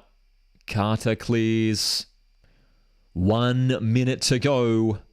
1 minute till the penalty shootout. Kelly on the ball. Zellum. England, their objective in this extra time period, after losing a player to a red card, Lauren James to a red card, their objective has been to hold on for a penalty shootout, and they have succeeded. Seconds remain until this penalty shootout. Seconds remain. Charlie. Oh, dude, if Australia win tonight, we're all going to go crazy, man. Make sure you're there for it. It's going to be a huge one. Australia's Denmark coming up right after this. We can't wait for it, man. It's been over 2.5 hours here tonight. But we are set for another big one straight after this. England win the ball behind England. Plays it forward. Kelly. Seconds remaining. We're going to be out of time, man. England are playing for these penalties. And that's it. We are going to a penalty shootout in Brisbane. England 0, Nigeria 0. And for the second consecutive game, we are going to experience the thrills and spills of a penalty shootout. What a game. What a game it's been. What a game it's been. Pens are coming. That's right. How are we feeling? Give me your predictions right now. Give me your penalty scoreline predictions. I don't know if anyone predicted it right last night. I can't recall. But who's going through, man? Who's going through? You can see a lot of these players. A lot of these players very nervous for this, of course. It's always a nervous moment, a penalty shootout. Drop your predictions for this penalty shootout in the chat right now. Who's going through? It's always tricky to say in a penalty shootout, isn't it? It's always tricky to say, but I feel like England, with the big game experience that they have, might well go through. That's right, Charlie. If France beat Morocco tomorrow, then we will play France in the quarterfinal. That is, if Australia do go through, indeed. Chris says it's going to be England 5, Nigeria 3. Freshman's backing England to go through 4-2. Same with Darth Eduardo. Phil says, I turned my TV off. I'll just watch your stream. Fair enough. We had some people doing that last night in the Sweden-USA game. They're like, just turn off the live thing. Just react to the reactions. Fair enough. Moses says we can do it. Nama says Nigeria will win. Charlie says 3-2 Nigeria. Nama also says 4-2 Nigeria. So we're getting some... I'm loving the love for Nigeria, man. Awesome stuff. So... the way it's going to work here, we're going to put this extra little scoreboard over here. There we go. Very nice. Very nice. We've got our Pens scoreboard over here on the right-hand side. All right. Here we go. Here we go. Who's going to go through? The winner of this game, don't forget, the winner of this game will take on the winner of Colombia v Jamaica. That game's being played tomorrow evening. Douglas reckons it's going to be Nigeria going through 4-3 on Pens. Moses also says 4-3 to Nigeria. And Charles also switched it off. Couldn't handle it. Dude, it's always nervous. I mean, I'm a neutral, right? Like, I'm an Aussie fan and I'm nervous, dude. I'm an Aussie fan and I'm nervous. Oh, boy, oh, boy. Lucas is also back in 4-3 Nigeria. We've got a lot of... It's funny, like before everyone's sort of saying England on penalties. Now everyone's like Nigeria on penalties. Marcus says 5-4 on penalties. I'll tell you what, I'll drop my prediction for you now. I think England will... It's going to be a thrilling penalty shootout, I'm sure. I think England go through here. Mary Opes is a fantastic goalkeeper. But, dude, Nardozi... We can't forget Nardozi, Nigerian keeper, did save a penalty in the first game against Canada. She did deny Christian Sinclair from the penalty spot earlier on in the tournament. So, two fantastic goalkeepers here on show tonight. I think England go through 4-3. I think England go through 4-3 on Pens. We'll see. We'll see. But we are set for a penalty shootout in Brisbane. And I'll tell you what, wouldn't it be quite remarkable if England are knocked out here? Another top 10 team. Will it be Nigeria to go through? Nigeria's been a dream run for them. They've been so good this tournament. They were unable to make the breakthrough in extra time despite having an extra player on the field. Very strong defence tonight, once again from England.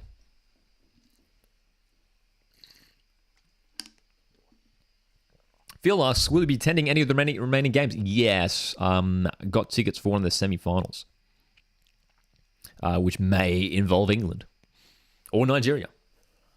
Hopefully Australia. Hopefully Australia. Pro Soccer says 5-4 Nigeria. Goat says 5-3 Nigeria. Dude, everyone's backing Nigeria. I love it. I love it. Dude, I would love to see Nigeria go through too. But I've got a feeling England are just going to get it. England are going to get it. It's going to be 4-3 England. We'll see, though. We'll see, though. Here we go, man. Nervous. Of course, some of you guys mentioning you've tuned off your broadcasts. We're just watching the stream. It was very tense last night, the Sweden-USA game. The penalty shootout. I'll do my best to keep you guys updated to it. You're going to see my live reactions to these penalties. Let's breathe. Let's take some collective breaths here as we prepare for yet another penalty shootout at this Women's World Cup. Penalties are most certainly a lottery sometimes, Lucas. Have either of these keepers got notes on their water bottles? We saw it last night. Some notes on the water bottles. Some secret tactics. Here we go. We are about to get underway here. Don't forget, we are going live in about 15 minutes' time for the watch-along of Australia-Denmark. But before that, we have a penalty shootout between us, England and Nigeria. England and Nigeria, they're getting the goalkeepers are getting the talking to here by the referee, sorting out the situation. Can't step off the goal line. We saw a crazy moment last night when the penalty was saved. That final penalty was saved, but it rolled in over the line.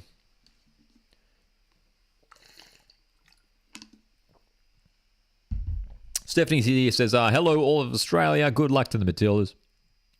Appreciate it, Stephanie. That's right, friend. I mean, imagine the scenes of Morocco knocks up France. That would be a huge upset, wouldn't it? So it's going to be Stanway to step up first for the penalties. Stanway scored a penalty in that first match against Haiti and was going to take the penalty earlier tonight before that was ruled off due to offside. Thanks for the updates, says Moses. No worries, mate. Thanks for tuning in. So good to see all of you guys tuning in. We are ready for this penalty shootout. Stanway is stepping up to take the first penalty of the night. Nardozi, the keeper, saved a penalty earlier on this tournament. Can Stanway get England off to the perfect start? Brisbane are on their feet. Stanway v Nardozi. Penalty number 1. Still we wait. Very straight run up here. She's standing directly in front of the ball. Here we go. Why are we waiting? We're literally waiting so long here that everyone's just frozen. I thought my stream was frozen for a second there. Here we go. Stanway. Oh, she's missed. She's blazed it wide to the left. She buried it. She buried the penalty against Haiti.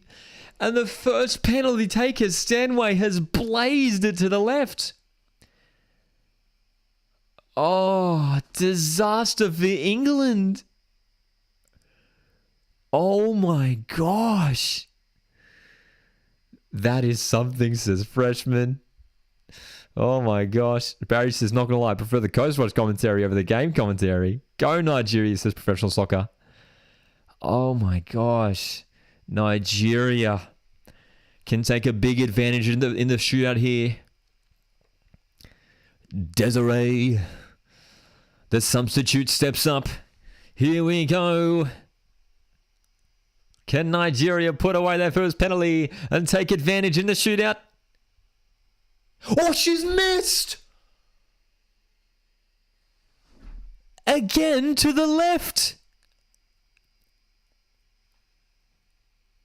A stark contrast to the shootout we saw last night.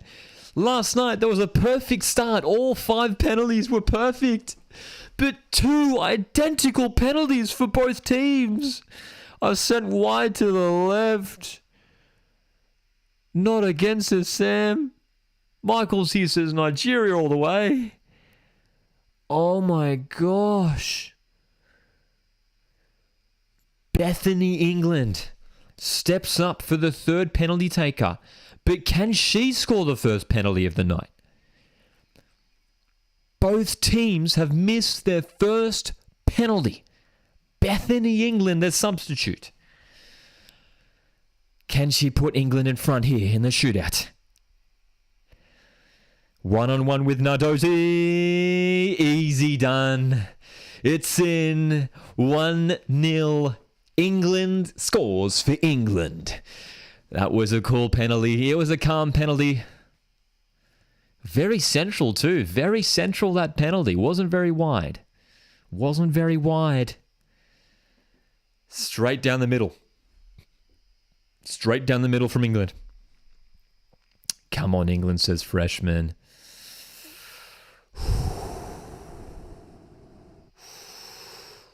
We got to breathe, man. We got to breathe. The first 2 penalties were missed. Bethany England puts penalty number 2 for England home. It's Alozi here, the right back turned left winger. Can she equalise in the shootout? Get Nigeria on the board. 2 different coloured boots. Oh, she's missed. No. Alozi sends it high over the crossbar. And Nigeria are crumbling under the pressure. Oh my gosh. Oh, it's a terrible penalty. Dude, they're showing the replay. It's a terrible penalty. The technique is way off. And that it's not even close. That is well over the crossbar from Alozi, who's been so good tonight on the field. Next up, Rachel Daly to make it 2-0 and give England a massive, massive advantage in the shootout. Rachel Daly. Can Nardozi keep Nigeria in this one? Daly. Well done. What a penalty. 2-0 England. Top left corner. Rachel Daly. Superb. A lot of tension indeed, Phil. A lot of tension indeed. Freshman says Nigeria did a Harry Kane penalty. That was the perfect penalty by Rachel Daly. Straight into that top left-hand corner. Oh my gosh. Oh my gosh. Well, Nigeria. Nigeria really need to score here. really need to score here. Do they need to score to stay in? I don't think so. I think even if they miss, there's still a chance. But I tell you what, they really need to score here.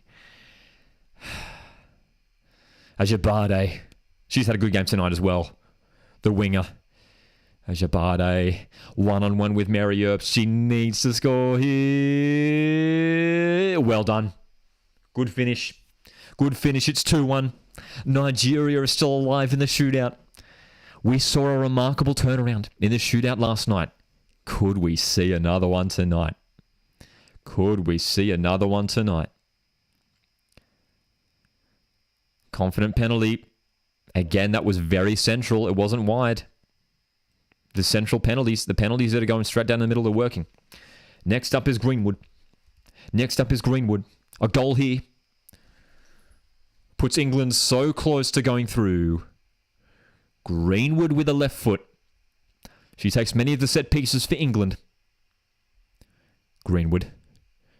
Greenwood steps up. Confident penalty. Confident penalty. And England are a moment away from qualifying for the quarterfinals. 3-1 to England.